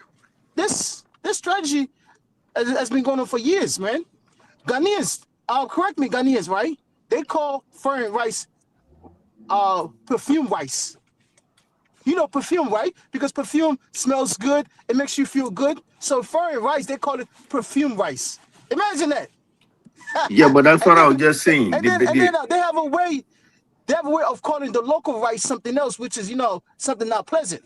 But to Well, me, but that's what I'm telling you. it is. That's the colonial mentality. Like for example, country like That's Guinea, an African people problem, not people just Ghana. people yeah, people prefer local Because rice. of yes, Let me because of the finish. government. People prefer local rice in certain country, right? If they're producing rice, Ivorians prefer local rice. Same as Guinea. But Ghana, what's Yeah. going on right now? It's a 600 CD for local rice, 600 CD for Western rice. So all the government need to do is to increase the import in tariff on Tax. all the rice that is coming in the Right. country. So that would Right. That discourage makes people sense. from getting imported goods. No, But but because of you must see. corruption, it's not regulated. So now people who importing the rice are the Lebanese and some foreigners. So when they come with the rice, they bribe the government and they keep the price lower, and that discourages the ordinary Ghanaian Wow, that's not from good. farming. That's not That's the good. whole It's not issue. good for the local. It's It's not yeah. good for I the mean, local farmers. when there's a competition in the market, Yeah, well, CD. if you want your Yeah, CD, local CD, goods to be CD, CD. sold, you have to increase tariff on every good that is Mm. coming in. Let people pay more taxes on the goods that is coming in as an import, and that way, your goods will be more marketable. That's the same mentality Trump is That makes applying sense. here. The same idea. Yeah. It's very simple, but because of corruption, it's not Mm. happening. Mm. That makes So, sense. now. It. Mm. That makes a lot of sense, Let me man. pass I the mean, mic to Cosmic. Let me pass the mic to Cosmic Chaos. Then we got to close out. Go ahead, Cosmic. Hey, what's up, Dynast? How you doing? Peace, man. Hey, peace to the panel. So, me, I am tired of all this intellectualization, and I want to extend this reply to the brother who was talking about if Ghana builds, a chocolate factory, the people will come to them. And as a Pan-Africanist, what I've been saying is that when are we going to become venture capitalists of our own growth? Somebody mentioned the Lebanese. Why can't we Pan-Africanists be the Lebanese? You know why? Because we can intellectualize all we want, but we do not trust ourselves. Our money is too scared. And they say scared money don't make no money. So until we real Pan-Africanists, the ones out of us who are entrepreneurs, the one out of us who are real capitalists, right? So that we can be socialists, right? We need to start finding ways to put our money together and start seeking to buy mines, to create chocolate factories, to create all kind of things so that we can feed ourselves in the diaspora. I live in Los Angeles, and to get anything African, I have to go to the Korean, or I have to go to fashion district to the Mexicans. So we just keep intellectualizing. And to intellectualize means to gather information and to find certainty. But intellectualization does not move anything. Action does. Putting your money where your mouth is does. Brotherhood, creating a financial club for Pan-Africanists, the rich among us, to come together, put money together, go into Africa and invest in an industry, a factory, whatnot. Because guess what? Why is the Lebanese in Africa? It's because they see the opportunity that we, the Pan-Africanists, who are a little bit well-to-do, who are a little bit more exposed, who are, who have the same thing that these Lebanese have, because what's Lebanon? They're getting blown up right now. The Indians are able to come into Nigeria and make billions of dollars in less than 5 years. The Pakistanis is able to come into Nigeria and make 10 billion naira in less than 3, 4, 5 years. The Lebanese are there. So when are we? Because guess what? Many are called, few are chosen. It's not all Pan-Africanists who are going to be able to do this. Every one of us is going to serve a role. Those of us who got the money, who got the know-how, who know how to do this, who are entrepreneur, we need to stop intellectualizing because we know what to do. Everything has been intellectualized for us already. That was the job of the past Pan-Africanist people. The boy, you can mention their name. That was their job, to intellectualize what the global African family is supposed to do. Don't be But so hard now, on them, bro. They set the no, stage. They no. met. They were That's what I'm meeting. saying. No, Yeah. that's what I'm saying. That's what I'm saying. Like, that was their job, to set the platform on which we're going to build on. So the job of we now present day Pan-Africanists is to start building, is to take that blueprint and start building. It's not intellectualizing. It's how can we in this panel, through diners, build a factory in Ghana? How can we buy land and build real estate, and we be the one to effectuate our own tourist attraction? What about the Ethiopian model, where they just floated a bond and everybody bought into the bond? The people bought into the bond and raised $1 billion and built their dam. That's a strategy. Okay, let me speak to that. Right, again, it doesn't matter what method we use as long as we come together and choose a method. That is the problem. There are many methods we can use, but if we don't come together and we're just intellectualizing without action, how are we going to come together to choose the method to which to drive ourselves forward? So again, I agree with the Ethiopian. Let's come together, or let's create a trust bank account whereby about 10, 20 people are trustees. And we have a head trustee, so nobody can take our money without the signature of the other trustees. There are a few ways we can do this. I got a phone call, but I was saying that we could use the Ethiopian model, where they floated a bond and the people put their little twos and fews in there and raised $1 billion and built the dam. And whereas the rich folks don't have to come and save the day. Everybody can participate in saving the day. My reply to that. A lot of people practice group economy.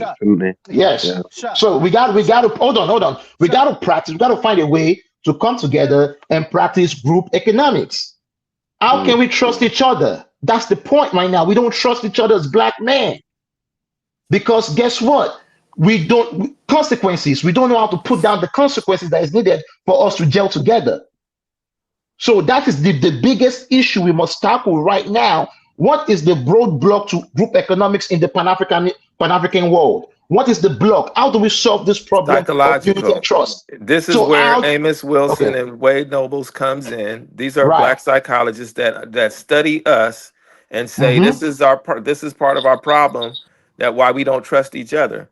But African Diaspora Development Institute, ADDI, is an organization that exists right now, and they took a group of African American. Well, it was all kind of not just African Americans. To Burkina Faso. Let me say this, right? Let me say this, right? I brought up the chocolate thing, right? When I brought it up and I say everything, right? If I'm not mistaken, African says, oh, we have to the very first thing somebody said, I'm not sure who said because I was in and out, right? They said, hygiene and stuff like this. All of a sudden, they started breaking laws and all that. And how can we connect and do this to send it to Europeans and stuff like that? The market is already there in rain season, right? In rain season, it gets super cold in Africa. A lot of people don't realize this thing, right? People need hot chocolate. People need hot chocolate. The market is there. The market, people need hot chocolate. You don't have to make it into a candy bar. You can just crush it and turn it into powder. That's hot chocolate. That's chocolate. What about the diaspora market? What about the diaspora market too? It's so big. No. No, it's both. I'm saying both. No, I'm saying both. No. You see, you guys, man. After. Are you saying we can export Ghanaian chocolates to America, and so we can buy? So we can buy? No. Let me tell you guys why. Why? You see, why? As long as you guys quickly wants to send it to foreign country. Oh no, to America. Us in the diaspora. We the I don't care about diaspora in America. No, I don't care. I care about the people in Africa. They're enjoying it too. That's your first market, right? That's your first market. The second market is going to be diaspora. The second market is everywhere somebody want to buy chocolate. What are you talking about? Yeah. Everywhere somebody want to buy chocolate. You're in business. You're a capitalist. You're trying to make money. No, you guys are missing the whole point. You guys are missing the Okay, whole go point. on. Look how quickly you guys want to jump. Oh, what about the diaspora? What about the diaspora? It's something we haven't even done yet. Even build the factory first. We haven't even go through the process first. We haven't even go through capacity. But all of a sudden, what about the diaspora? I don't go out. To me, I do not care about Africa diaspora. I do not care because you know why? Because you know why? If we fix the continent, then the diaspora is 10 times easy. 10 times easy. I mean, eventually, no, we're not saying that we're going to do that immediately. We're just saying after we've already done with the first part, which is Africa, and everything is already succeeding, then we move down here. We're not just saying that, we're just going to be moving immediately. No, Africa is the solid root, is where every foundation must be built. The factories and everything. In all fairness, you're all making valid points. Let's not waste our time on this. Yeah. Let's make the point. You make the point, and then we move on. Yeah, both made a good point. Yeah, you got production. I'm the one that mentioned about it. Yeah, I'm the one that mentioned about the height in Sorisha, and that's because of European standard. You have to meet their standard. But yeah, you both making a good point. Sometimes we don't even have to sell to them. We don't even have to sell to Europe. Sorry. We don't have to sell to Europe. If you want to sell to Europe, we should sell to them 4 times the price.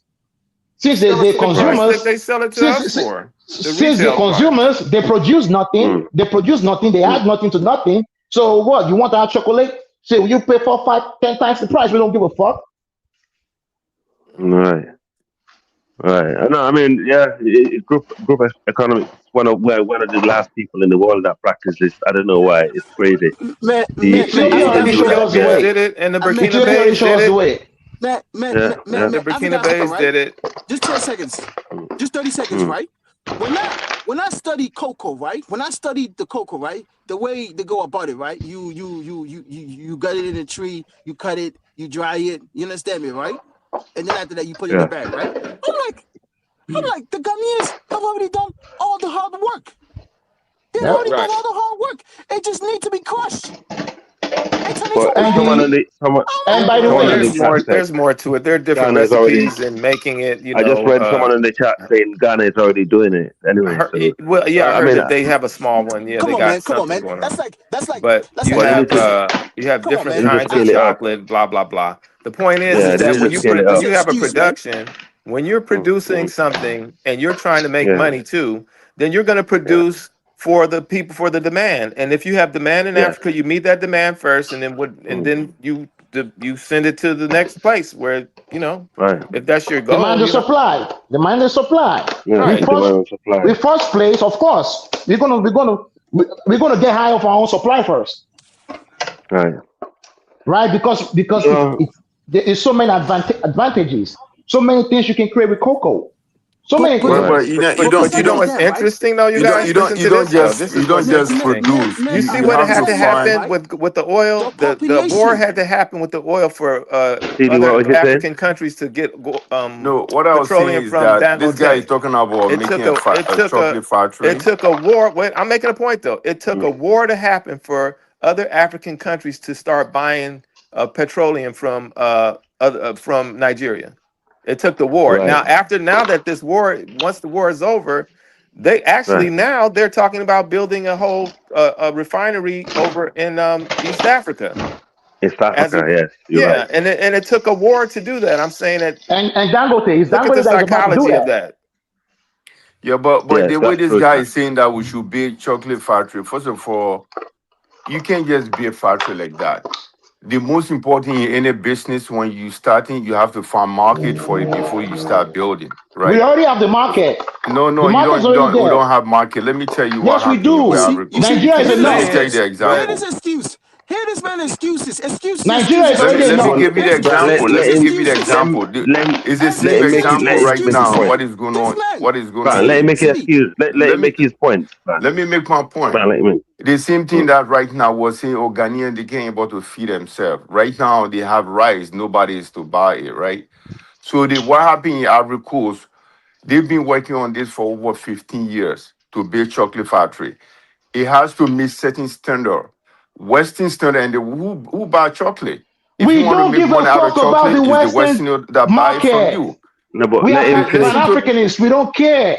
We don't care about the Western market. You don't know about business. We set about no.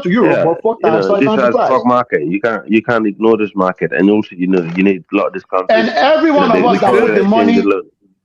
I in the stock Foreign understand what market, exchange Bang is alone. saying. our Yeah, money will you keep in could ignore prison. the market if you want to. and you look at that. But my thing is the research. Let's do the research and let's see how long it would take and how much it would take to market What to the hell? Africans, right? To market to within the continent of Africa.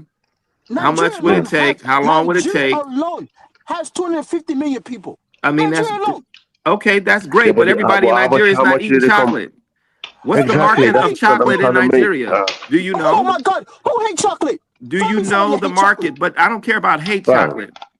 And if you Average have a Africans don't marketing even know how. campaign, if you're trying to market The average to African don't people who consume don't chocolate, eat right? You chocolate, know that's that. another Because you know thing. why? Because you know why? It's very difficult for them to find it. It's very difficult for them to buy it because everything comes outside. And that's why we're going to sell it to them 6 times, 7 times, 8 times the No, price. he's talking about Africa though. He's talking about it's difficult for Okay. Africans to find it and buy it. Yeah. Exactly. Yeah, I don't think So that's why we. it's not. Also, right? When people get married, That's right? what a lot of Weddings things. and all that, right? Events, birthday cakes. Some of these come from it's chocolate Right. too. You gotta make you exactly. See people, you see Right. you guys, man. You know people get married every day. For us, it's a game of numbers. I For love us, your it's a game of passion, Bang. numbers. I love your Hold on. passion, Bang. Let me say something. For we Pan-Africanists who are capitalists. Hold on now. Let me interject. For we who are Pan-African capitalists, for us, it's a numbers game. We want to conquer the whole of West Africa first. That's about 500 million to 1 billion people.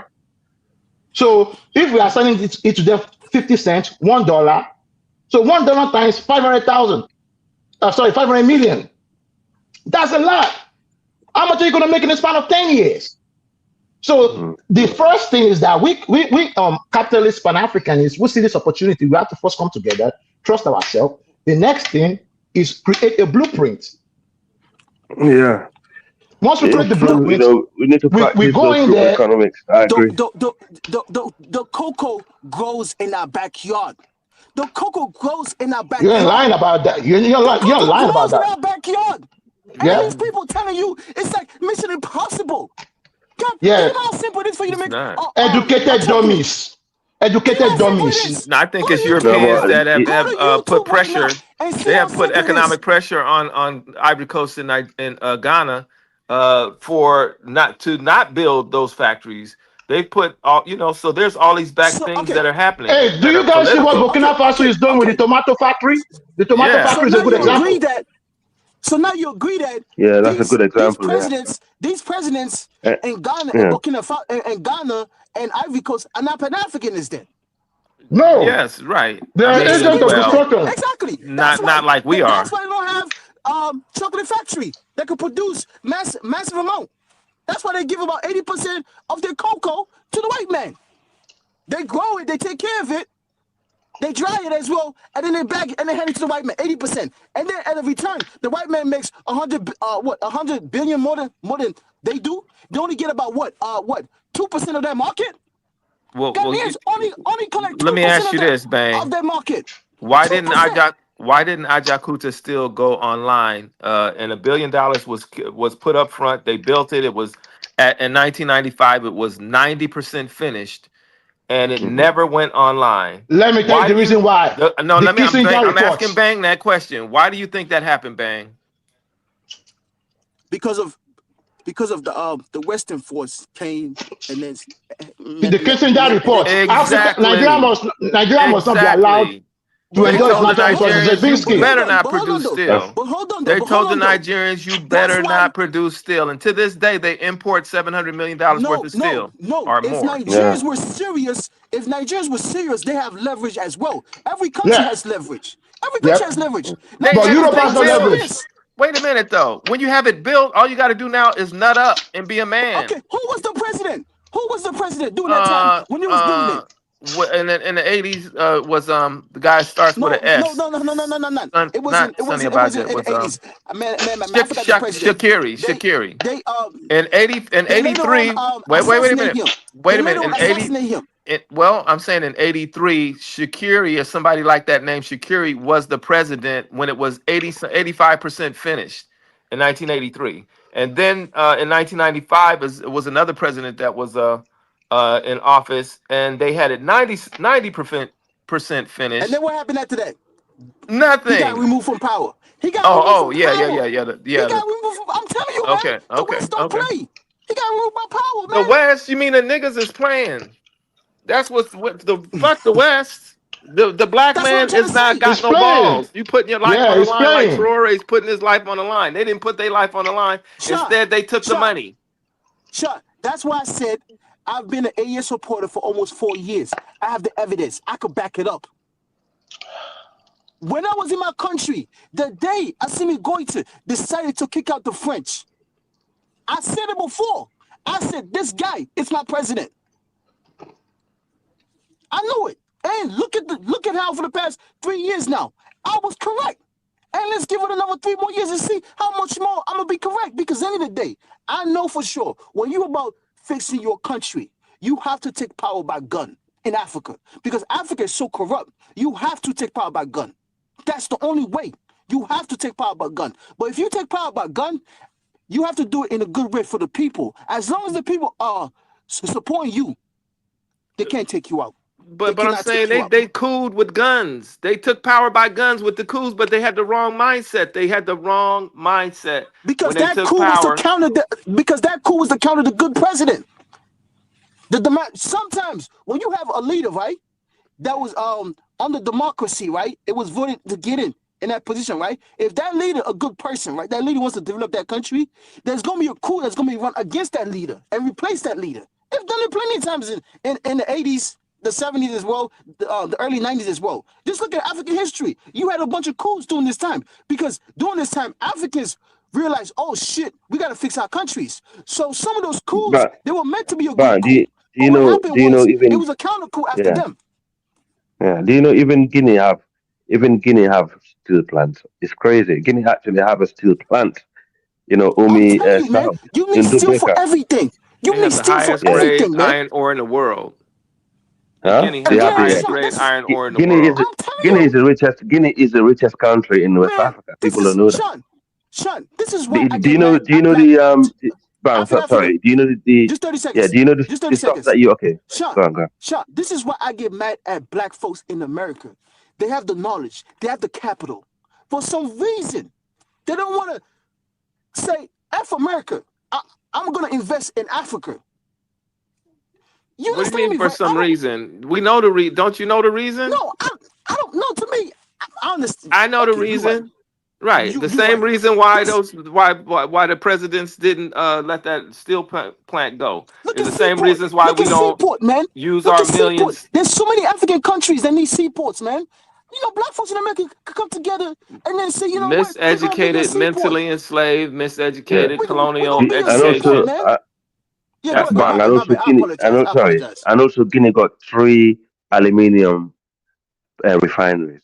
3, not 1, 3. It's crazy. And they actually they building this one, and this one is coming with a power plant. Not only it's gonna cost to build aluminium, it's very it's because it consumes a lot of electricity. So what they're doing, they're gonna build electricity plants like to power the entire country, half of the country and the plants. So it's gonna come with both for the benefit. So if Guinea, a small country like Guinea can do it, like I don't understand what Nigeria is waiting for. It's quite shocking, actually. Yeah. So they do, It's not. and Well, you're right part with of the it is a mentality. Is they the got mentality. a colonial mentality, and the other part of it Yeah, is yeah. that they don't have the courage. They don't have the That is will, the the courage, courage to and the colonial stand up mentality. I against agree. these fucking Western world. They That's don't have right. the courage, and Because that's you're what right. the AES You has. Sure, you're right. Because the guy in Guinea, he did said to the people who were exporting the raw material, he gave him a timeline. And obviously, they already had one in Guinea over the years anyway, but it wasn't good enough compared to the amount, because the amount that they was actually mining and exporting compared to what they're manufacturing, the finished product in Guinea was actually, you know, low. So he said, "Nah, I'm not allowing this anymore." I think it's under his reign now. He actually have 3 plants. Before it was 1 steel, 1 aluminium. So now you have 3 aluminium plants. It's a That's mindset. great. He refused it. He refused it. He said no, enough for taking it. And also Guinea have the minerals that you that you use to make these microchips. It's around the same. You know, the Oh, microchip. Cold Bolt or Coltan or something like that. They got all these things over there. It's one of the richest. Obviously, they have the highest reserve of aluminium bauxite in the world. That's great to know, but what is it gonna do if Mamadou Doumbouya ain't moving like he needs to be? The money is coming in because the thing is, the money is gonna be coming in because some of these companies are not fully operational yet, but they just done them and they done the railways. And in fact, one of the conditions with the railways is to expand a railway to all the way to Mali and to help them also because we know Mali need a lot of help. And how much is And the French in his mix too? That's the other no, thing. He's the married French, to a not French this. woman. The French are don't the French are not influential in Guinea minerals anymore. I Anymore. don't think they ever have been. No, and I don't think they Well, actually Russians. Nah, The stop it, Russians are stop the it, most. Africa, man. The No, no, no, yeah, No, I the stop it, don't man. Russians believe are that. Nah, come on, man. They the got Russians. Let somebody me up just in finish. there. Stop kissing that guy Bang, behind bang. too much, man. No, no, bang. The Russians are the one that been mining in Guinea aluminium over the years. Okay, well, they need Yeah, to it was be, at what time? Yeah. checked too. So No, I man, think no, no. the Chinese. I think it's Boa and Rio Come, Tinto. It's an Anglo-Saxon company and the Chinese. his wife is a former up to this day a friend's what you call it? Intelligence. Yes, come on, man. It doesn't. Stop. It doesn't. It doesn't matter. It's No, about the no. job But that stop he's trying to doing. downplay us Well, I mean, as if it's we gonna understand it right matter. here. We're not, Yeah, it's gonna well matter. into to stuff, Your man. Come wife on, is man. former Nah, intelligence come on, for man. CIMI, whatever they call them in The France. French still has Is your wife? massive say in that country. Honestly speaking, man, they do. That is Yeah. the facts. Mm. He's doing. I'm not gonna say he's like Ivory Coast or Alassane Ouattara over there or the Or Benin. No, Cameroon. he's not. He's not. Oh, yeah, exactly. He's far away from that. But let's not act like he's like a revolutionary.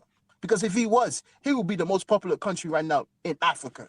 There's a reason why Abraham Traore, Google it. He's the more popular country president in Africa. There's a reason why. And he would be working with the I'm not AES saying. if I'm he not was saying. all It's about not my that. opinion. Well, no, It's not see, my opinion. bang, just It's listen, facts. bro. It's facts. There's a The reason why. Chinese are the biggest people who controlled, the minerals in the mining contract in Guinea. I don't know what you're talking about. They're not the French. That's what I'm Okay. trying to say to you. The Chinese control it. It used to be the Russians, but now the Chinese, and these are the people that are forced to build the plants. Let's just stick with the fact. But they do have relationships with France though, because that's No. old relationship. France still has a say in Guinea. France still has I a don't say know in what. Guinea. Just because the I man. Okay, believe it listen. because if They they, have a say in a lot of countries in West Africa. That's but true. no, not You know, Okay. but Senegal, If you not don't believe me, Senegal, not as next much time, as Senegal, if Dynasty hear me right, next time Dynasty can say, how come nobody not talking about the Guinean president then?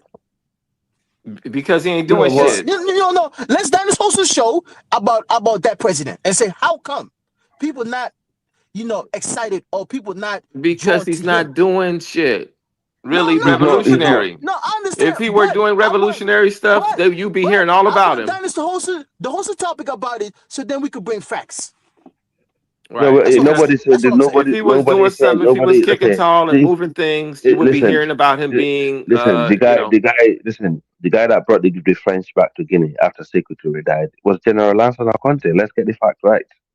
It's General Lansana Conte who brought the French back to Guinea. It's not this guy. yeah, okay, and they've So, been there, and they've been there ever since.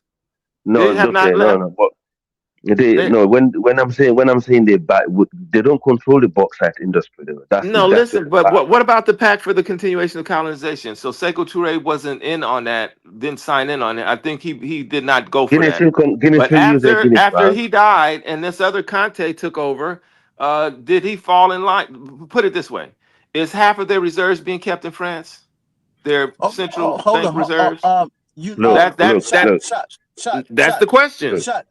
The guy, There's the guy there's is listen. The guy. Yeah, how many of? I don't want to argue for the sake of it. The man, since he been in power, he already got 3 aluminium plant established. The one of the biggest gold refinery established, and he's doing work that's so visible. Are they Nobody state ever owned? seen this. Are Did they you say state a gold owned? refinery? Some Did of you say them. Some gold of them. refinery? Okay. Did you say Yeah, gold didn't refinery? you know that? Wait, are they? But Bang, are they state owned? Yes. Don't believe him. Don't believe Yes. him. Don't believe Yeah. him. Africa, they're You don't. state. You don't Oh, they believe are it? state owned. No, they're not. They're not state owned. Okay, They're not Dennis, state owned. Dennis, They're not state owned. tomorrow. Okay, next then who time when you owns do them have a then? free time, shot. When next time Dennis have a free time, says, how come we not talking about what's his name? You don't have to be talking about it. Dubai, Mama D, This is Dambuya. information word now. When you're doing something great, you can't keep it. You can't hide it. You can't hide it. You can hide it. You understand me, right? You see how, like, when war happening, people send videos. You know, soldiers, terrorists send videos nowadays. You can't hide stuff no more, man. It's out there like this. If you're doing anything good or bad, people see it like this, man. Come on. This is not like Okay. And what's five or 10 years ago, man. what's good for us is Can I? bad for them. Stop it, man. Bam. I'm not. He's far away from Paul What's Bill. good for us is he's bad way for Yeah, bigger them, than and listen. so you'll know when you're Listen. doing good Bam. because Bam. you'll know when you're Bam. doing good because give you they'll be that. Can I talking finish? about Can I say you're one doing thing? bad. He's not a Can I revolutionary finish? president. Can I just say He's one not. thing? Okay, I He's don't care not. what I He's don't not. care what you. It doesn't matter. Okay, but the man of the gold refinery I mentioned. Guinea is currently developing the Nimba Gold Refinery. Okay, now the Nimba Gold Refinery will be the largest gold refinery when it's complete in Africa. So first, you claim that they have a gold refinery, and then No, but now they you're just telling finished it. us that. They just Okay, finished it. They just finished it. I thought So it's finished by now. there's I thought it was way. finished because it started. No. There's no way he's building the largest gold refinery What? in Africa. It's going to be Africa. one of the largest. And then That's one of. somebody like It's me, going to be one of the. hold on, somebody like me, I was aware of that. There's no way. Because you It's, said it's, they building the largest it's gold going to be one of refinery. the largest. There is It's going to be no one of the way. largest in Africa. There is no way. I'm not aware of that. No way. Guinea is currently I'm not aware of that. developing one of the biggest gold refinery in Africa, and it's going to be Okay. You know complete. who owns it? Who owns the most of it is a LLC out of Dubai. I just Googled it. Yeah. Hey, thank you. Right. I'm not saying it's state. I'm not saying it's state owned. Did I say it's state owned? Sean, No, Did I say it's state owned? No, you didn't. I asked you. You said no, it wasn't. Thank you. Thank you. Let's As not long just. as the West is not fighting you, you work for them. As long as the West is not fighting you, you work for them. I am listen. I am not I'm not here to. I'm not here to compare him to. Let me just finish, man. For 40 Man, years, I'm my not here brother, to man. compare him to other leaders. I'm not here to compare him to years. Bro, come on, let me just say one thing. Understand I'm not here to. Understand that. I'm not here to As long compare as him the to other West, AES leaders. But all I'm as long saying as is the West, he's as doing long as better the than West all the is other not guys that was there pressuring you, before him. you are He's under doing their the same control. thing that Tshisekedi is doing with letting Bezos and Trump and Gates to build these No. What refineries. he's doing is right, because Guinea don't have the money to build all these refineries and develop all this infrastructure based on So now, the corruption. Let me just finish. Can I just finish? Can I finish? Frank, I'm gonna log out, man. Now, let me just what he's trying finish to what say I'm is this, got to right? say. What is he's laying down the excuse now. He's laying down the excuse Wait, for you. okay, Now. listen to So what this. he's trying to do is Listen, now bang, bang. the Listen, it reason says, why wait, you see, listen. Hold Nimba on. Investments I know the LLC technique. from Dubai. Hold on. Listen to who owns what. It says Nimba Investment LLC and the Guinea government. Ownership and key investment details. Nimba Investment LLC, the Dubai-based firm, is a subsidiary of the Emirates Mining Minting Factory LLC Group, a company registered in the United Arab Emirates. Guinea government, the state holds a significant stake in the project as part of its strategy to increase local resource processing under the Samandu 2040 program.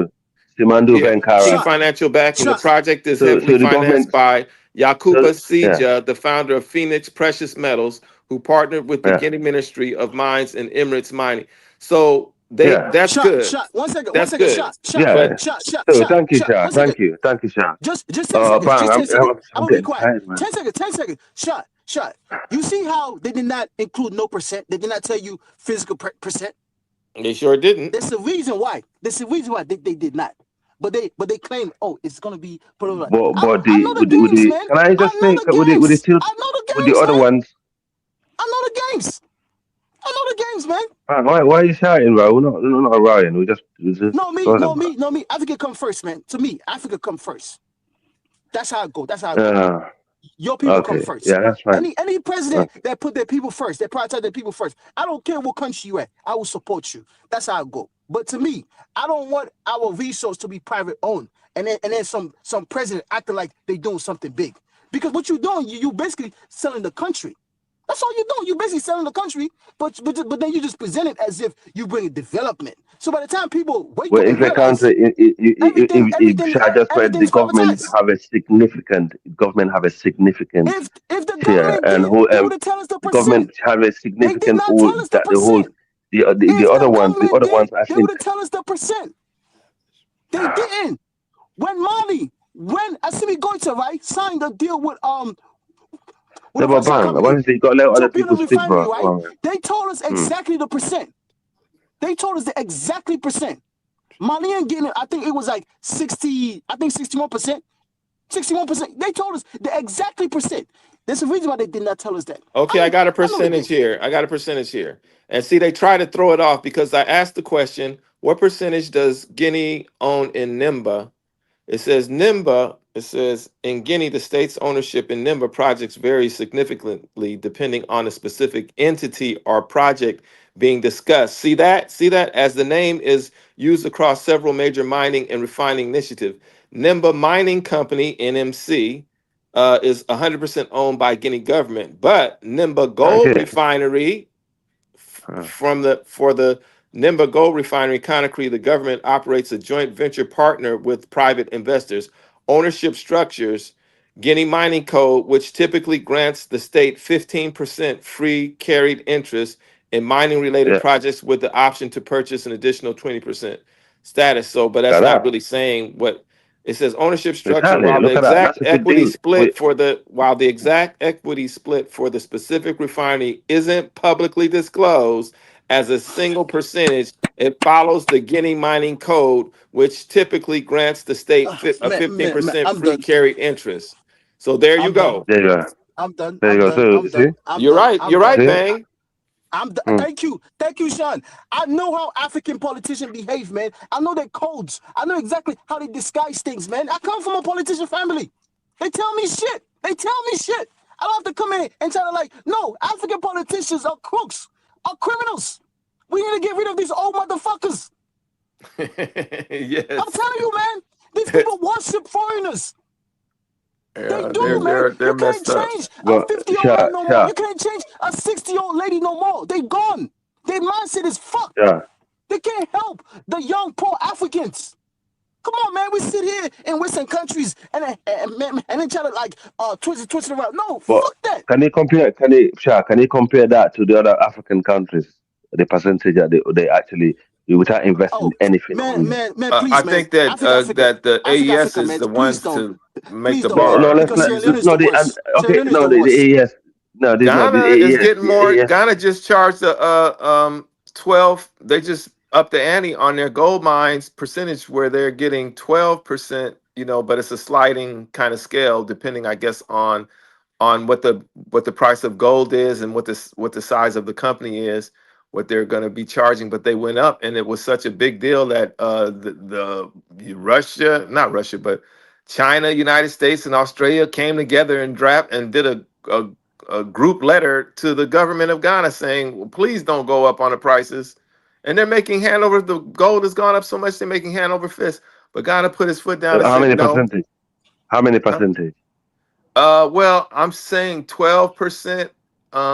Yeah, exactly. Not 15% though, and it's negotiating for 12, and Guinea Yeah. already got 20 and 15 potentially to go to 20. So No, Guinea's it's good. still above. No. Yeah, thank you. Yeah. I have enough respect for him. He's far away from Thank you. Paul Big. Yeah, He's far away from that. I have it's some far away respect from for loads of him. other African countries. Thank Yes, you. Thank you. he's better than my country. He's better than my leader right now. I'm just saying the truth. And the previous president as well. Mamadou is better than Alpha Conde. the two presidents we had It's better. currently in Sierra Leone, the last two. Yeah. He's better. I'll say it. Automatically. He's way better. He's doing good enough. But to me, I would not define him as a revolutionary president. I'm not. I am not. He had a chance to be one, but he chose not to. He Yeah, had that a chance to be one, sucks. but he chose not to. He had Yeah. it. He could have Damn. been. He could have been. He So had could it, have but he Phi. chose So not could to. Phi. Nothing Could have wrong been with one that. I too. understand. I understand. He chose the the What's his better route for name? him to be more laid, so then he doesn't want to be, If he if doesn't Sonko want if the Sonko West had to been bring the some, I understand. if Nothing wrong with Sonko that. had been president of Senegal, you think he would have joined the AES? So Oh, listen, hell yeah. no. See, let me tell you Hell one yeah. thing. Hell When yeah. I speak to my look at bang, when I speak to my Senegalese brothers, yeah, they disappointed with Sonko and Jemai. They just want Macky Sall back. I'm not joking. What? Majority of them Oh yeah, no. majority of them. I know majority of them that was to support Sonko, and they feel disappointed Why? Did they say why? because since they've been in power, they haven't done jack. No, At least Macky Sall, I've been seeing them. even okay, I've yeah. been seeing them doing. They've renegotiated a bunch of deals, some deals, Yeah, yeah, when they but first got into if you look at office. what Macky Sall managed to achieve in his time in his office, the infrastructure, the lot of things that he brought to the country, the companies that he brought and the employment, these guys haven't managed to match that, Well, and so but they, then that's the other part about it is that when you're not all the way in with the white boys and the deals that were being made with the white yeah, boys, then you got some potential things going on. But if you're not all the way in with them and you're not all the way mm, out with, to me, I'd rather be all the way out with them and be mm, doing what the AES is doing mm. But than being the halfway there. yeah, No, the thing no, is, I mean, no, I mean, but what you got to remember is, yeah, sorry yeah, about go it. ahead, go ahead, go ahead, go In ahead. My fact, bad, my bad, my bad. Macky Sall is actually trying to run to be the United Nations the next UN Secretary General. I don't know if it's gonna succeed, United but Nations, yeah, what? Secretary General. That Peace. useless organization. That's what I call UN. It's a useless Yeah, it's organization. like the I had AU. Yeah, yeah. there's some Fulham people, right? But in, There's some Fulham mm, people that text me. Oh, look what we have, man. A fool about to be the secretary of UN. I'm like, get the hell out of my face, man. That useless organization. We don't have no mm. power in that. No, it's not. We ain't got It's not. no veto power. I mean, we ain't got no goddamn veto power, man. What am I going to like happy for? Because what? He's a fool guy. Man, I don't do that. I do not do that at all. The woman that was next to the Secretary General, she's a Nigerian Fulani anyway. It didn't make any difference, so it doesn't make shit. But either UN is way, run by Africa. America. UN is controlled by America. But either way, we can't project power in the UN Mm. at all. So it's like we just come there just to be there. That's all it is to us. That's all it is because the people that have power is like what, 6 countries: America, China, Russia, England, I think France and Germany. Yeah, UN is a UN, US control UN. United Nations is actually American, project and property. So whatever Oh, America want okay. you to do, that's what you do. Simple as that. So it No. doesn't make any. Just To like a certain NATO, innit? extent, NATO is if the same thing. you have a Mm, veto power, like Russia and China always work together because mm, they have a veto power, so they can always veto something.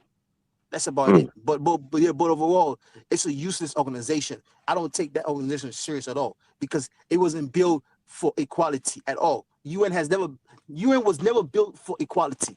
UN has never It was been for built for equality. Europe and the United Thank States. you. Thank you. Yeah. People need to Oh, that's It's realize true. what it is. That's true. League of Mm. Nations to take over from the League of Nations. And League of Nations was created because they was fighting, the First World War. They was fighting, and so they's like, okay, we're gonna stop this fighting and shit, and we're gonna start an organization. So they started the League of Nations. That was after they had divided up Africa, because I think part of the fighting was, oh, who's gonna get what in Africa. That was part of the World War One. When I told Yeah. somebody, right? When I told somebody, Mm, I'm gonna mm, take what you call it, Benin and hand it to Nigeria, right? I'm gonna take Togo and hand it to Ghana, right? I'm gonna take Sierra Leone and hand it to Guinea, Liberia as well, right? And Guinea-Bissau as well, right? And then I'm gonna hand Gambia to Senegal. Guess what this person told me? She said, "Oh, mm, why you thinking like what you call it, a colonial masters?" I said, "What the hell you mean?" mm. I said, it's the same people, the same tribes. They speak the same language, the same Yeah. culture. Yeah. These countries, who gave it to you? It wasn't your people. Who Mm, drew these borders? So she was like already shocked and like trying to call me like I'm trying to colonize countries. I'm trying to hand countries to other people. I said, no, I said it helps Africa better because you know why? The bigger you are, the more stronger you are. These small countries, they can't project nothing. Honestly Right. speaking. That's why Nigeria is very important because of the size. If you split Nigeria into 5 countries, it will be nothing. Honestly speaking, it will be just like typical, like my country. You understand me, right? Bang, But the what was reason it Western is because Sahara? of the size. What countries made up Western Sahara? Oh God, Western Sahara is actually Western Sahara is isn't it between Mauritania and Morocco, but the No, Algerians are claiming it. no, not no. Is it Western Sudan? Is it, or was it Western? What it used to be called before it was Western Mali, Sudan is Mali, Mali, Mali. Senegal, and Guinea. Was it Yeah, Western well, Sudan? Western Sudan, yes. Yeah. So that was Mali, Guinea, Senegal, right? Yeah, Senegal, Okay. Mali, and Guinea. Yeah, there used to be And Guinea, yeah, one, Guinea, and Senegal, and Mali. uh, and well, during the It was the Mali British. Empire, yes. It was the British that It, split no, into two. not Brit. Western No, it was Sudan. French. It Yeah, was it was French. French. It was French. France. Right, it Basically, was French. Guinea, Senegal, Mali, Mauritania, all this region. Well, the Senegalese region, Senegal, what you see today, as I said, used to belong to the great Takru kingdom, but that merged into the Mali Empire. It was a separate entity, but eventually became part of the Mali Empire. Mauritania was also merged in. There was because that's what the Ghana Empire used to be before Right, the the Mali. Soninke, So yeah. yeah, that's right. And then you have, further down, like Guinea was just like an outpost, really, where a lot of people from the Mali run away to get away, But and Sierra Leone. at some point wasn't the seat of power in Guinea? And then you have Niger Republic was also part of it. All the way, Mali Empire was actually stretched. Yeah, the Mali Empire Right. stretched from the east all the way, like where you have Niger Republic, all the way to the Atlantic Ocean, man. But the Yeah. Songhai was even bigger though, right? Hmm? Songhai was basically the Um, same thing. It was just a switch of where the seat of Switch power over, I was. think. And I Yeah, think it yeah. was bigger though. It was bigger than Mali Empire. I don't And it was know, bigger I than need to Ghana double check it. Empire, Mm. I Well, think. to be honest, the Mali Empire became more, everlasting, if not impactful than the rest of I them. mean, I they're think it's all the because of the last same. one. They're Yeah, basically the they were, same people, just where the seat of power was. The seat of yeah, power was in, yeah, yeah, Mauritania, and then the seat of power was in yeah, Segu, Mali. At yeah. one True, point true, was in Segu, true. They just and keep then at another conquering each point it other. was, That's it. Yeah, yeah. So it's basically the yeah. same people. They Eh, build this one, they destroy it, they fight, and they come back together and they build another empire. They destroy it, they fight. Right. This is West African history for you. That need to stop. hmm But Yeah, the yeah, Fulani or the Fula are the ones yeah. who went in. They went into uh, parts of West Africa and Mali. They took over a bunch of shit. Right, the Pul and You, the Fulani, the Fula, and they set up these where? throughout. They went across, and they had a Oh, big they beef went. with Segu. They had a beef with Segu Mali when they came in to take over and bring Islam because the Bamako was like, we're not doing that. We're not practicing that, and you're not you're not running shit over here, and we're not practicing no Islam. So eventually Yeah. they lost and they did succumb to it. So when I hear Africans saying, we voluntarily took Islam, like that's a lie. Everybody didn't voluntarily. You might have voluntarily took it, but not everybody voluntarily took Islam. The Soninke were the first people that adopted Islam in West Africa during the Ghana. I And don't know that was how in they the how that managed. cities. And that was in the Yes, cities. And yeah, in the rural yeah, areas, they were still yeah, practicing the yeah. tradition. Like even today in the rural areas, they practicing more of the tradition than they are Islam. Hey. Let me tell you one thing. Majority of West Africans, whether they full of this, that, they all practice that traditional on the quiet. Yeah, Mm, this is just a fact. They do. They still follow it. Well, because thank God. the because of the Wahhabism, the extreme or not the new type of Islam that came, you know, they it's taboo. So they kind of hide it, but they all do. They go, most of them go to the band. Most people go to Marabu, right? Mm-hmm. Bang, bang, bang. Are you Yeah, there? yeah, yeah, yeah, yeah, yeah, yeah. My bad, Most man. people go. Yeah, yeah. I'm Most listening. people still go to the Marabu. Most people go to the Marabu, right? In Africa, Yeah, yeah. That was they still do. that was a video I They still saw do it. on. That was a video I saw, an old video of a Fula guy in Cameroon. Mm. So he called up his friend, and then his friend was gave him some type of leaf, something like that. He told him to crush it Mm. and then rub it somewhere on his They body, still do it. and They said still do it. They and haven't said stopped following. Listen. and then yeah, and then he told him the spirit won't attack you. Mm. That's No, they still technically, do it. that's Ninety technically percent. Ninety people. percent of It's African just Muslims, yeah, they still follow the African traditional religion. Guarantee yeah, you. But they don't talk yeah, about it. I don't know if yeah. I would go that People, far, bro. You kind of going no, far with no, that no, one. no, no, Yeah, no, you going no, far no. You with be that. shocked. I Sha, tell you that. Trust me, man. Sha. You You guys have to surprised. understand. You guys have to understand, right? Islam has been in Africa for a long time, so you just can't. You understand? You gotta Yeah, you gotta slowly but develop things. it's been destructive to the culture and to the to our culture. It has been destructive. Yeah, but There, okay, Sha. You come to Africa, right?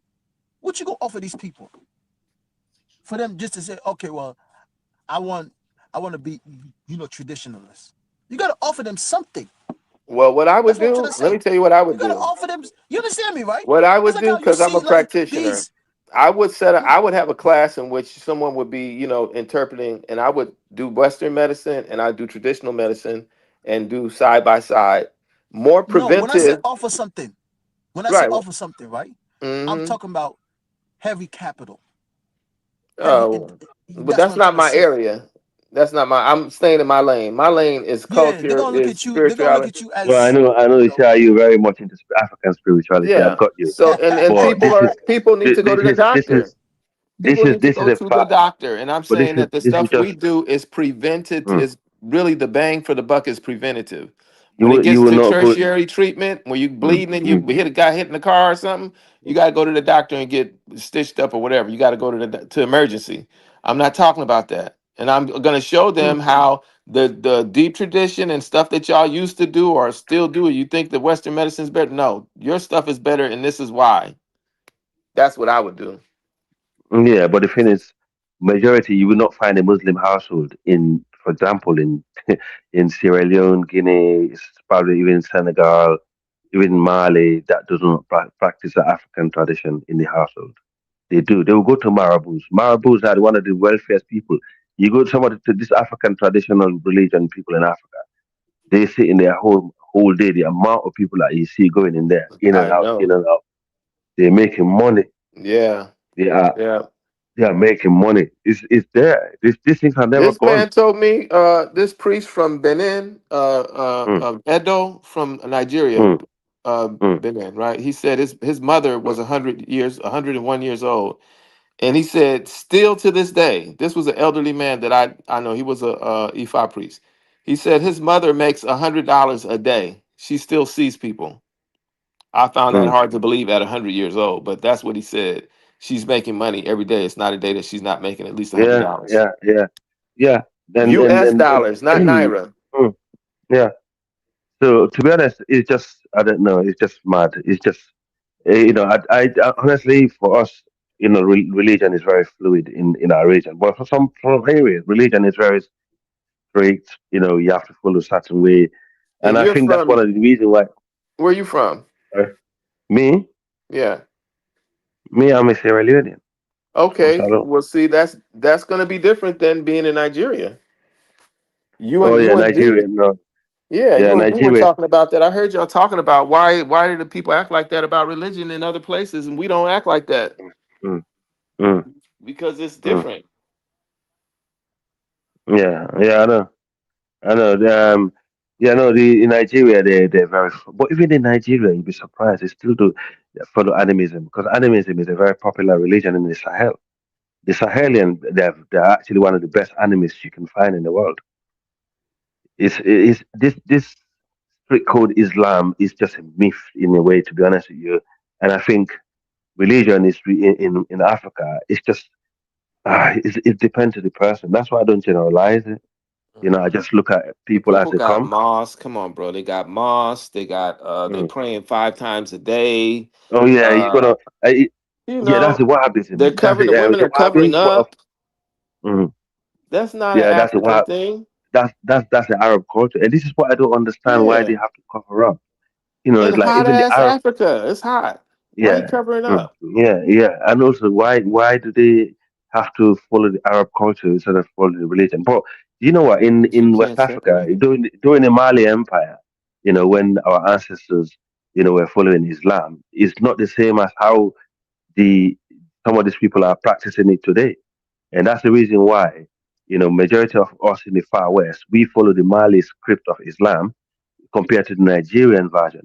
Those in Hmm. Nigeria, those in Nigeria, um, they actually are the more More with the Arab version of orthodox. Islam. Yeah. Yes. More So orthodox. They're not as we follow the Sufis. Mali too. Yes. Like if You you look guys are at more people Sufi. yeah, if for example, if you go to Guinea right now, yeah, where you find majority of the great Mandinka people and the great Fola people, you find Christians there, which are the minority of the minority. And in fact, at the moment, Christians are having a parade, like they're having a good time, government spending money, supporting them. But that will not happen in the majority, for example, northern Nigerian states. They'll be like, oh, they're Christians. Why are we allowing this rubbish? You know, so it's like their tolerance towards people that not like them is very, very harsh in Nigeria, and that is something that need to change. For a nation to move forward. Likewise, us in West Africa, in the far west, like Sierra Leone, Guinea, Liberia. I think that if I, to be honest, I wouldn't say I think Liberia they actually have less religious tolerance for a Christian nation. If I'm honest with you, but like Guinea, Sierra Leone, Senegal, Ghana, Ivory Coast, these countries are very free. Like probably Togo, Benin, you can go. These countries are very relaxed with religion, man. They're very okay with anything that you want to believe in. No one give a monkey Oh, as okay. As long as far you as don't that. disturb them. Yeah, yeah. Yeah. But it's a lot So of that, Christians, zealots stuff going on in Ghana, I hear. Um, yeah, exactly. less so in Yeah, Togo and Benin I know. because yeah, but it's the Christianity is whoa. Yeah. Um, So all this, yeah, that's why most of the time, like when I Man, link up with, do you guys see South yeah. Africans, man? oh my Oh God. God, Those Zulu people, man. man. This, yeah. Do you know Jesus, Man, what? I'm dude. bro, supporting man. the white South Uh, Africans now. let me say this real quick, right? Because yesterday I'm not Dennis joking. had a topic about it, but then Mm. I think I show up late. So this I was FBA waved, guy man. was I was talking. waved. Yes, this Yeah. FBA guy was talking, right? This FBA guy. Mm, To me, mm, right? If the mm, FBAs, right? If they have, mm. if somebody give them the authority, they would do the same thing what the black South Africans are doing to other black Africans. Wow. That's I Mm. believe that. crazy. I believe that. I believe that FBAs would do the exact same thing. Mm. The only reason why is because of the Mm. way South Africa operates. I That's Mm. the would only reason say, why. But to yeah, me, I would I say, don't but think so. if they I were don't the think so. majority, if they were the I majority don't of yes, think. I people, don't think but dude. FBA as will a do that. fringe group, no, they wouldn't they I'm wouldn't get telling you, away with I'm that. telling you, man. As a FBA little would. bitty FBA fringe would. group, we would put that shit down. FBA would. FBA If would. if I they am telling were, you. we signed a petition for them to be a hate group 4 years ago when it first came out, and we were beefing with them on Twitter, and we were the Pan Africanists, and they were the FBA, right? So they called ICE on one of our people. And this brother is a naturalized citizen, been here for fucking, he ain't but in his early 30s, late 20s, and he's been here Mm. since he was 4 or 5 years old. So they called ICE on him because he was a leader in our group. And so what we did is started a petition for them to be a hate group. We got all the signatures we needed for them to be Yeah. labeled as a hate group because they Mm. met all the criteria. I don't think we finished the process or whatever, but it did stick with them, and Yeah. it helped. It really did weaken them and kind of spread them out. It kind of dismantled them a bit and fractured Right. them. So, and there Well, was no do you know what? FBA Yeah. when I first came on. Well, when I first came on about 5 years, almost 5 years ago, the very first room that I went to was a FBA room, and they were questioning me about who I was, and I didn't know anything. It was my very first time being in spaces. So, Right. later come to find out that it was some bullshit, and that it was even smaller then. It was very few then. Now it Right. has grown, but I think that a lot of people are catching on to it and going, "What are y'all doing? This is not. No, we ain't down with this." I African mean, Americans. yeah, sure. Look at the Supreme Court, federal court ruling on the voters. In is Well, it Louisiana? Is it no, Louisiana? The no, for the voting. country. Yeah, That is that ruling, is that? that ruling was for the country. That they have Wow. gutted the Voting Rights Act bill. They have gutted it Yeah. to where it means nothing now. And so Uh, we fought for that so that we could have fair electoral process. And they're mm, like, well, now you don't need it anymore, and you just need to prove that it's racism. If you got a racist situation, you need to prove it, which is ridiculous. uh, So yeah, so but for me, do you think it's it's a good. setback? Well, in a way, it's Okay. good in a way because Okay. we need to make the electoral process secondary, and primary needs to be what we were talking about earlier, is putting our monies Mm, together so we can build grocery store chains in our communities and build our own hospitals and build our own schools. We mm, need to be doing those types of things, and then using the electoral process to focus our votes to have those mm. national benefits come down to stuff that we're doing. Right. That's what the Jews Uh, the Jews do. They got their own stuff. We can do mm, it, and this is where we ally with Africa. And I bring these conversations up. We're so stupid. Some of our mm, people, I don't want to have nothing to do with Africa. Africa, blah blah blah. I said, you're ridiculous. You don't make no sense. You're stupid. I hate to say you're stupid, but I mean I just get frustrated sometimes. But this is yeah. where we come together, 50 million of us, and we Hmm. put our monies together and do some things in Africa. And some of us will move, some of us won't move. And those of us who move that will build, we can build with whatever country we're building with, and move things forward. Yeah. No, And I it's agree. I mean, we don't practice group economics at all. In my city, you see like a lot of Pakistanis. Like one of my friend who's a Pakistani, they've been putting money together and they building a lot of projects in their country. And also they bought like loads of houses in Bristol, in my city, and they're renting it out, to black people and to other people. It's like they'll come and buy up the entire street or buy up area with their money. We Mhm. don't practice this, and it's Yeah, sad. we should And it's not allow that. it's not like we don't have the money to do it. It seems like we lack the organization and we lack the will. And also, if you look at some of our, like, I was looking at, like, for example, like Boa in Nigeria and Dangote, because I think Boa is the second richest man in Nigeria after Dangote. They're both Northerners.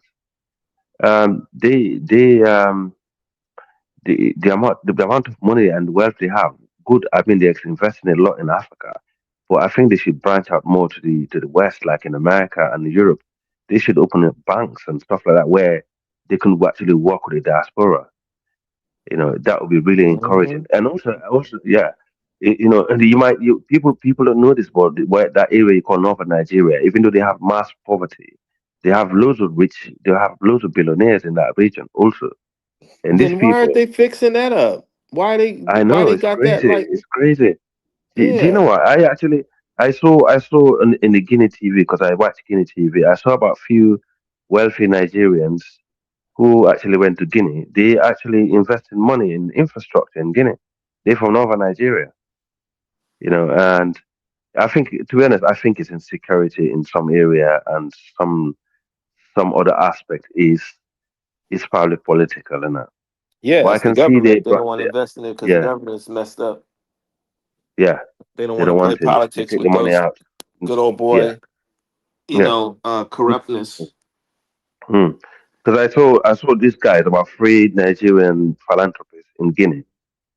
they're speaking to the Guinean urban development, whatever. They I think they're taking up the whole area and they develop in the place. So I can see some of their money is coming out, which is good. And I saw Dangote there once, and he said he's going to build a fertilizer plant for them, Mhm. and stuff like that, which I think is good. Even before you go to West Africa, I hope you go to the West Africa first, and because he's doing a lot of good work in Ghana, and I hope you go to Guinea and invest in Guinea because there's a lot to come over there in the next few years. But I mean, with some of our millionaires and our billionaires, even African Americans as a group, you have a lot of leverage. African Americans they have the spending power that they have. Like you can just imagine if there was that business savvy, connecting with the continent and even in And we America, do they would have be, we have business savvy people in our yeah, group, lots of them. yeah, But what's yeah, missing? What's missing is that mm, Afrocentric viewpoint, that revolutionary right, Pan Africanist spirit. Is right, that if you don't have, and this shows you that if you're working against your interests or not working in your interests, then there's mm, something wrong with you. right, Because the Jews are doing it, the Chinese are doing it, mm-hmm. uh, everybody's doing it, but we're not doing it. So what's wrong with us? Mad, Colonial isn't it? education, miseducation, Abrahamic religions also play a part of it. I hate to say Yeah, it, but it does because that part is if your God is your enemy, if you see God as a white boy with blonde hair and blue eyes, and mm-hmm. that is also the person who's causing you a lot of heartache and problems, but that's who Yeah. you see as your God, you got a problem. For me, I don't care what someone believe in. That's my principle. If someone worship a tree, let them worship it. If so, whatever makes you, but just makes it personal to you. Don't disturb me with it. That's it. As But you long as but but you're but happy. you're disturbed by it because you're making bad decisions, and your decisions are based on your Mm, education and what you believe in, because what you believe in has intent. mm, mm. It's tied Oh to yeah, I what think you doing. yeah. I mean, look at the Europeans. They practice different religion, but the one thing they have in common is their race and their people. They're not try.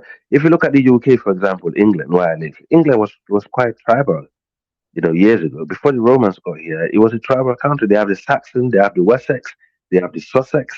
All the names that you see, these were a group of people, and they have the Welsh. They have like the Celts. Like the Scottish. They have the Normans. They have but they just decided, you know what? To hell with all this. Let's just think about our people and our our colonists and our progression. That's it. They work on that and they actually make, like for example, Christianity. The Romans, Christianity came to England. Okay, it's not natural to this land, but they make the best out Right. of it. Right. So there's a way you can. They Yeah, put it in their image. They put God in their image. Their yeah, God yeah, is not yeah. but see, when it comes to us though, the angels are white, the demons are black Oh yeah, magic. So this yeah. is a psychological thing that they have done to us, and if we don't recognize what they have done to Yes, us psychologically, and we yes, think that it's just, oh, we chose to be Christians. This is what Africans are yes, telling me. yes. Africans are No, telling me you're right. You. we chose to be, huh? Mhm. Yeah. And I like mean, I've you read have. the history, just Mm, recently, some history, and it's like the history is quite there that they went in, destroyed your shrines, and destroyed your political spiritual systems, and mhm, and imposed Christianity on you with missionaries, and then made you work in plantations. And then when they started schools and educating you, they gave you their education. What else do I need to do? mhm. I don't need to do shit else to you. Yeah, And it's I hear you crazy. guys saying, I don't know why we do this, and I don't. Well, this is why we do the shit we do that does not work in our favor. No, we need to choose what works in our favor and stick to it. I think is the only way forward because at the moment you see how Christianity and Islam, the foreign type of it. is ravaging the continents left, right, and center. And you know, so what's we need to expect. Honestly, and also the same people that actually claim to be friends of Islam, they came to Timbuktu.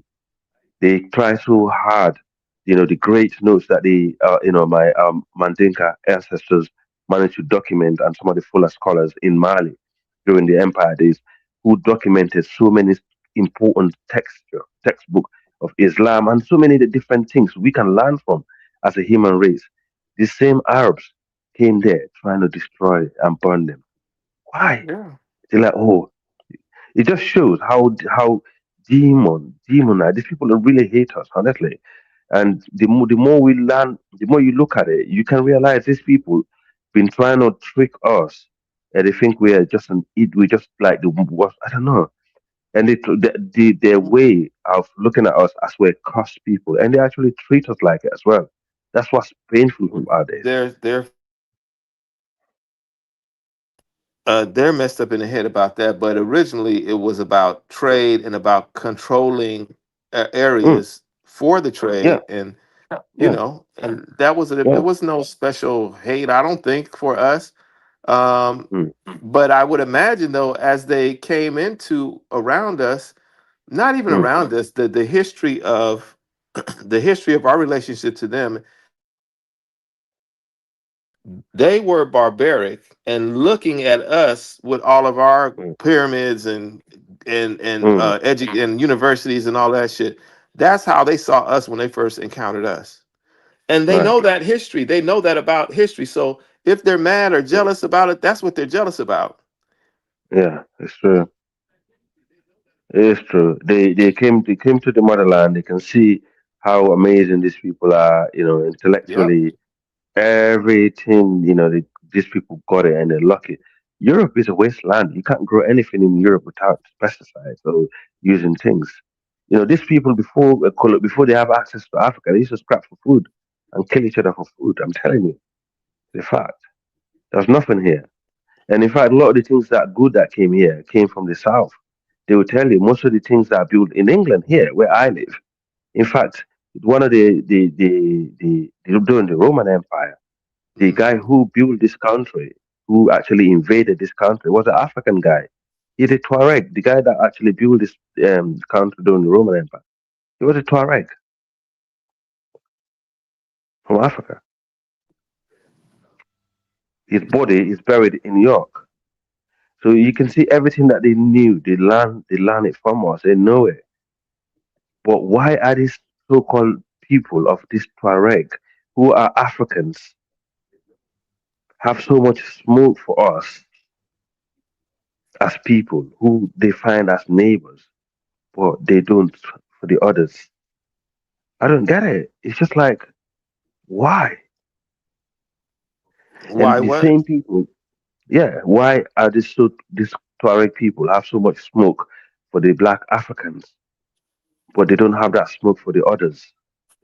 And the funny part of it is, when the Arabs came to Africa, they the one that kicked the Tuaregs off their ancestral home, and it's Mhm. the black Africans who gave them a place to stay and say, yeah, you can live where you come, And some of it they conquered it, yeah, but some of it they were allowed to stay there. Well, I think it has to do with it's some type of indoctrination, something that they got in their head that they should be better rulers or they're better than the black Africans. I don't know at what point that happened, but my understanding Hmm. that Libya, of course, Yeah, Egypt, Libya, Tunisia, and Morocco, and right. Mauritania, they were like Senegalese, Mali people. These were black people like that, Yeah, yeah, yeah. and they Anton were Diop. of Carthage. Okay, look at Carthage. Those were Yeah. regular black folks. Do you know? Do you know? This is just people think Africa, a black African, were limited to Africa, but it wasn't. There was a Mesopotamia. Mesopotamia was ruled by Africans. People Yeah, that you see, some of the dark Sumeria. skinned black Yeah, brothers that you see, some of the dark skinned black brothers that you see today actually are from that region called Middle East. who were chased back into Africa. Yeah. Yeah. What's that? Phoenicia? Those were Yeah, I don't know. I think Phoenicians were Phoenicians. Africans too. Yeah. Yeah, all that region, all the way to where you call Yeah. Iraq. Yep. This And were there's Africans. still some black Iraqis that I was shocked when I see them They're because still there, they and never yeah, show them. I was no, like, and the ones, the white ones know those are the original people. yeah, they do. I mean, I speak to a guy from Iraq. He said they always have black people. I'm like, no, they're the slaves that was brought there. It's like, no. He said they have black people in Syria, and when I saw him, he looked like a mixed race guy. Hmm. Okay, and I said to him, oh, you're mixed race. They're like, no, because his hair and how he looks, his features. Then he started explaining to me that they have them, and it's great. They have black people. These black people been in that region for years. Even in what you call Palestine today, they still got black people there, Hmm. but they're very Jordan oppressed. and very Yeah, yeah, black oh yeah, skinned people in Jordan. And my oh teachers yeah, were oh yeah, they were in Jordan at a restaurant, and yes, these were some of the professors that I studied under. And it was a beautiful young black girl, very dark skinned, mm, waiting on him. And it's like, well, where are you from? She said, oh, I'm from here. yeah, And he said, no, where are you originally from? She said, oh, my people are from here. And he says, well, I mean, how long? She said, we're forever. We've been here. yeah. And it's so terrible how they treat them in the lands. In the UK, I mean, the Cheddar Man. I'm not far from Cheddar. The Cheddar Man is a Mm-hmm. 10,000-year-old body. He's a black man, Mm-hmm. and he got his family. He got his people, the blacks in Cheddar. They're still there. Mm-hmm. His great great great great grandchildren. They're still there, but they're white now. Wow. Yeah, he came on the regional, because every region got their own local TV. He was speaking. He's directly related to the Cheddar Man. Mm. Is that where cheddar cheese comes from?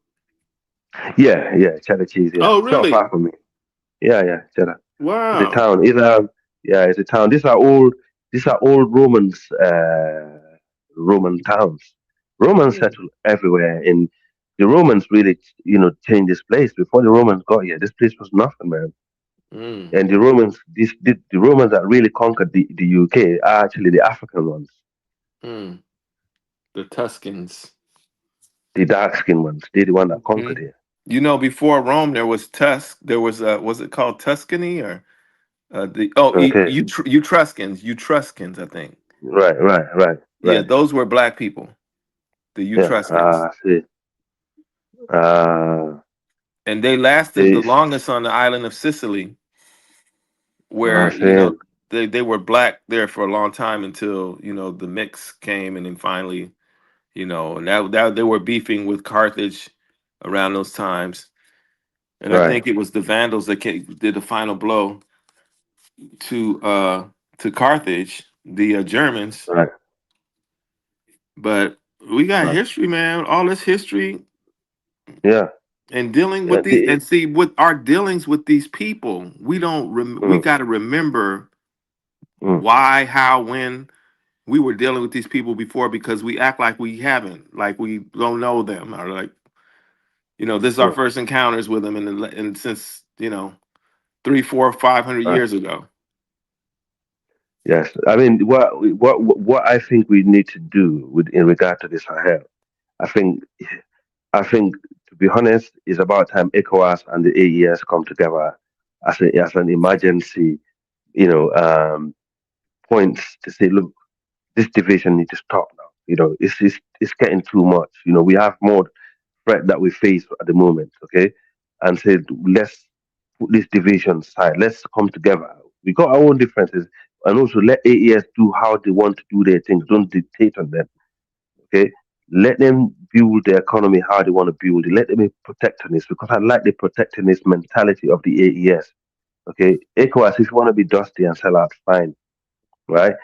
Then what you could do, you could actually use those Tuaregs that's up the north to take most of the territory up, like Mauritania and all that. Take it back from these people in the north, because the northern Africans, these Arabs in Morocco, they're not populated. These are small amount of people. The African population is growing, and basically take these regions back. Turn the AES to a highly militarized zone.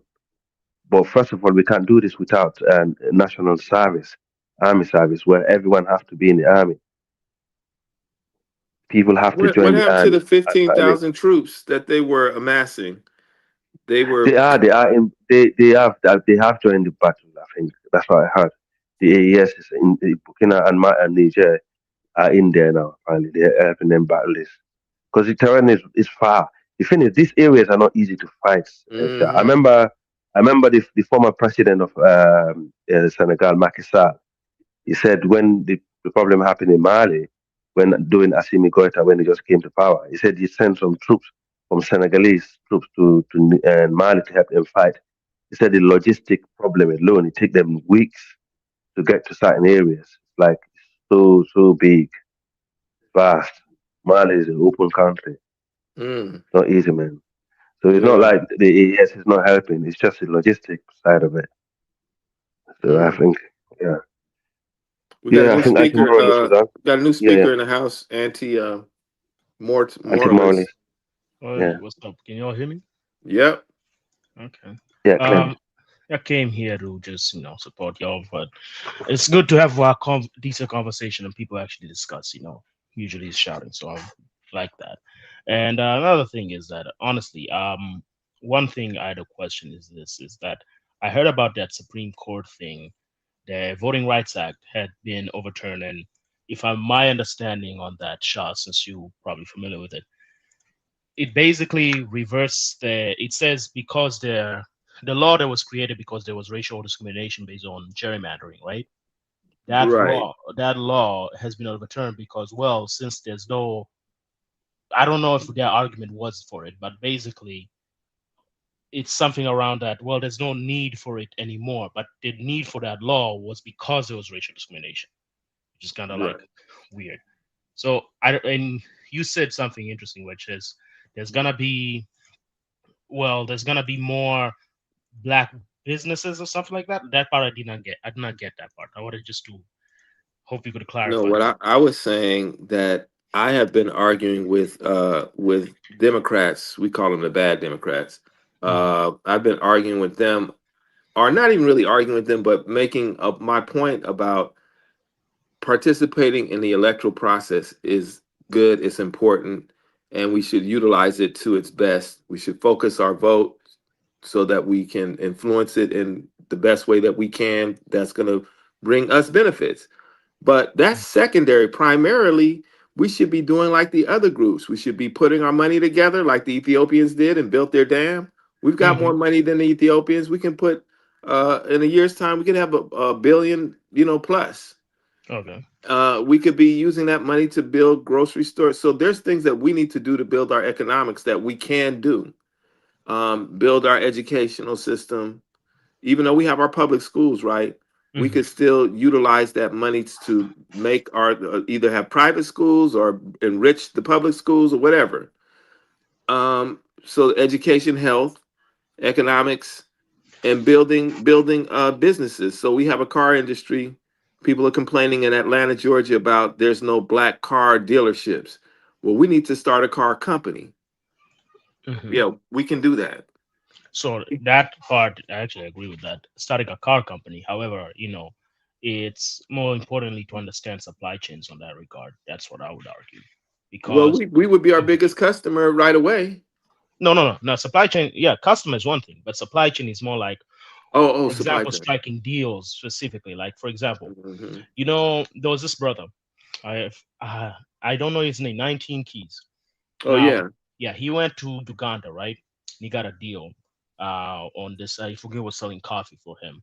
I don't know exactly the details, but he got a deal because he was basically, he was very focused on that. Now, for me, I looked at that. I'm like, that's a smart play. Getting actual people on the continent who are, because they're gonna give you a better deal there. You're gonna find a better deal, especially if you come for business, rather than aid, rather than, because one thing I always criticize other Africans when they go back home, even my dad, same thing. He said he did the same thing. You go there and you just want to build a house because you want to retire, and that's just not a good strategy. If I'm being honest, I'm not saying don't build a house, but probably going to build something more than that. So on the car thing is like getting better deals for mining. Like there's an African American woman who had actually started gold mining in Zambia. I think it was gold mining. No, sorry, it was gold mining in Zambia. So I'm looking at that. I'm like, those people aren't really. Those people are moving smarter, but they're also not well known. So that's what I just wanted to bring that to the table. But another thing is that in my when it comes to Africans investing, also is that for recently, and again, I don't know if this is true or it's been discussed. Like for example, Dangote, he wanted to open a refinery in actually the city I was born in, Tanga, in Tanzania, and it was like a refinery Dangote with the three countries, Uganda, Tanzania, and Kenya. Now, I think that would be a good deal. You know, the thing is that when it comes to billionaires investing, Dangote is like one of the richest black men in the world, right? But and he's investing that, and he had to go through a lot of bullshit in Nigeria. When I look at what he's trying to do here, I'm saying, you know what? You should make it easier for him to do it over there, because this oil crisis has already revealed the dependency that it's like one of those things. I'm glad it's revealed it, because now you just gotta have to act. You can't act ignorant anymore, because everybody has been delaying this shit, thinking that it's never gonna happen, or it's not gonna happen anytime soon. That the fact that this war has started with all these things in the oil, it's revealed that a lot of these African countries become very dependent. And with a person like Dangote, which people accuse him of being a monopolist, and I say honestly, I don't care if he is a monopolist, me personally. Because at the end of the day, he's the only one who's willing to invest, at least he's willing to invest more to set a good example. Like he already invested in a fertilizer plant in Tanzania and a cement plant in Tanzania. Specifically, I think it was a cement plant in Tanzania. And I would ask the reason he wanted to invest initially in Kenya. And the reason he couldn't invest in Kenya, it was just there was a lot of bureaucracy. That's another issue. Now, Tanzania isn't perfect, don't get me wrong. But one, he got a deal to open a cement plant there and also a natural gas plant that also powers the cement plant. And he realized in 10 to 20 years, that was the best deal there. That's you know the red tape in Kenya was that too many kickbacks, too many people had their hands out, wanted to suck up the money. Exactly. Like a middleman and a middleman and a middleman. There's always another middleman, right? But in Tanzania, there was actually going to happen. Especially for the gas. They're moving forward with it. I mean, they're progressing with it. Yeah. My point is that in Tanzania, something similar happened around 2016, if I remember. Around 2016. Oh, okay. Yeah. But it happened, and then the president at Magufuli, I think 2016 or 2017, he came in there and said, hey, listen, there's too many middlemen here. We're just gonna, the government got involved. So the government got involved and made sure Dangote would actually be a successful in his project, because he was a key investor in Tanzania, right? Right. So one of the things is that I think here's the thing, he played favorites. And I think a lot of us, I don't know, maybe not say a lot of us, but we all want to win, but the truth is that you gotta play favorite and you gotta choose your favorites wisely. And I think for the fact that Tanzania, at least at the time when they chose, say, listen, Dangote is our favorite and we want him to succeed, made him want to invest more. Are we talking 10 years fast forward to now? We're talking about now, right? Because you're confusing me with 10 years ago and now. Sorry. So now, where are we at with it now? Because now that it's already set up, the plant is doing well, but the thing is just again, that's one example of a plant. Now they're talking about this oil crisis, but the thing is, wait a minute, hold on. I'm talking about Dangote is talking to 3 East African countries for a refinery, the same refinery that he has in Lekki. He's going to build the exact model, the same thing, exact duplicate of that. In where? Tanzania? In Tanzania, Tanga. Okay. Right. So again, there's no deal yet, but that's what they're discussing. Right. That's what I'm talking about right there. Yeah. And that my issue, no, I don't have an issue with it, honestly. But it's like, I'm just going to be honest with you. I feel like that won't be successful, not because of him, but because, again, you're getting 3 countries involved, which is not a bad thing. But then this starts to these 3 countries are operating very differently. You got Kenya, which is a lot more democratic and bureaucratic. Tanzania, it's a lot more one-party state and a lot more authoritarian, but they get things done in their way. Yeah. And then Uganda. So that's where the conflict is. Yeah. And what's the third country? Who's the third country? Uganda. Oh, okay. Oh boy. Yeah. So I'm like, damn. But anyway, that's. But my Well, point I is wish them that, well. I wish yeah, us well. I do. But I think one thing is that I'm looking at 19 Keys specifically, that he was going there on a personal basis. That's when I was like, you know what, that he played, I don't know much about his politics or anything. I don't really care. But the way he played it is like, he played it smart. For example, if you could do something similar in like shea butter, for example, East African shea butter, I don't know if you're familiar with it. It's a lot lighter than West African shea butter. And it's also produced in Uganda as well. So that's an example of another business opportunity there. But that's also one thing that I think you want to sell, that you are probably going to, like you said, it's the African American market is probably going to be the biggest consumer, because once they consume it, and also it's probably going to get popular there. But those are the middlemen, or the people who are needed. They don't know much about this stuff. That's what I will basically say. But I like the fact that you brought it up. We probably could talk more about it. I'm not as advanced in that area, if I'm being honest, though. Well, that's man, it's a lot. It's a lot going on. It's a lot of pieces. Africa is so big, and it's like, if there is, I'm sure there are think tanks, but I'd like to know which ones is most revolutionary and Pan-Africanist. What think tanks are those? Right. Because we need to break things down. Now with AI, you could do more. You could do more with less people in terms of getting information available for the right leadership, so they'll have the information they need in order to take us to the next place and save us up. Right. Right. Do you think tomorrow? Do you think we actually don't have enough think tanks in Africa? And if we do you think we're doing a good job?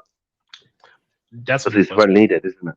I think we have one. I don't think we have think tanks that are owned by Africans or are in Africa's benefit. That's what I will answer that.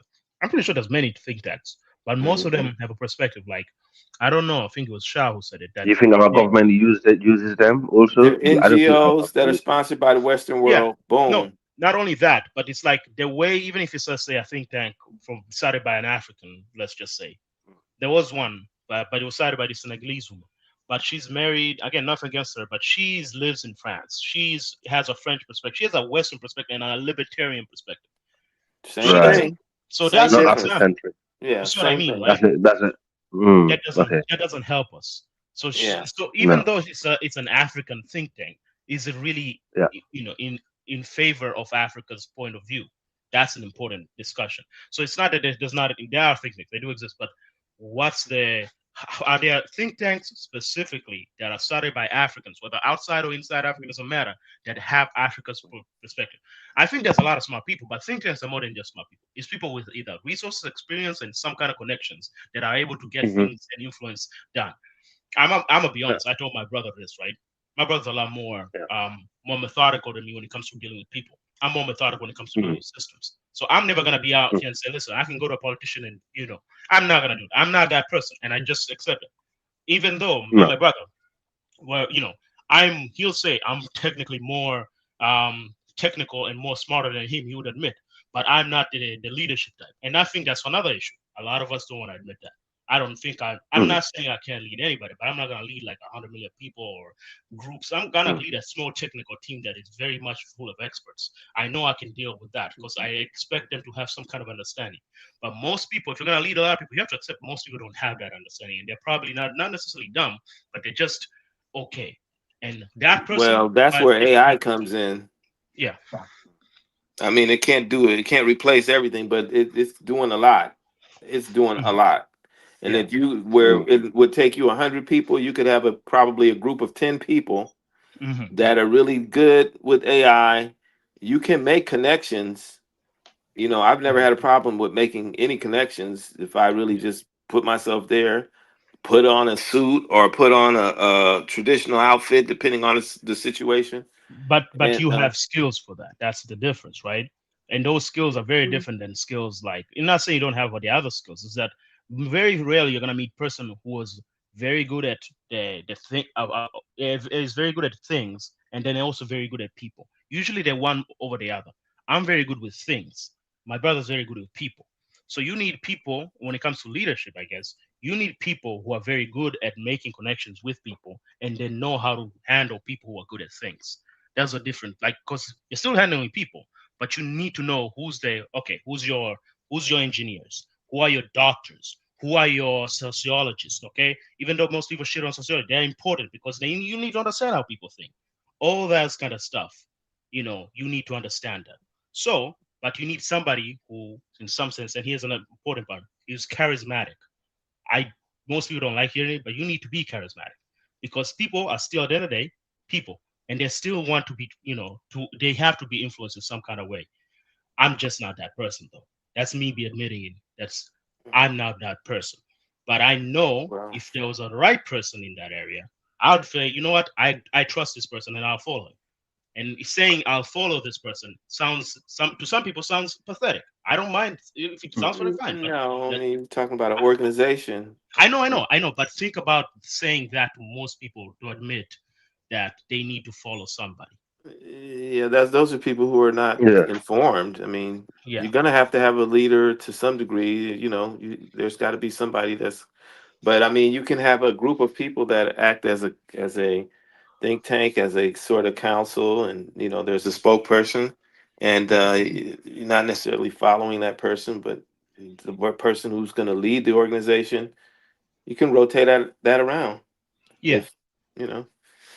Hey guys, we gotta close out. I appreciate y'all, everyone. Thanks so much for joining. Like, share, subscribe. Until next time, family. Dynasty Mirror Search for Rule. Peace.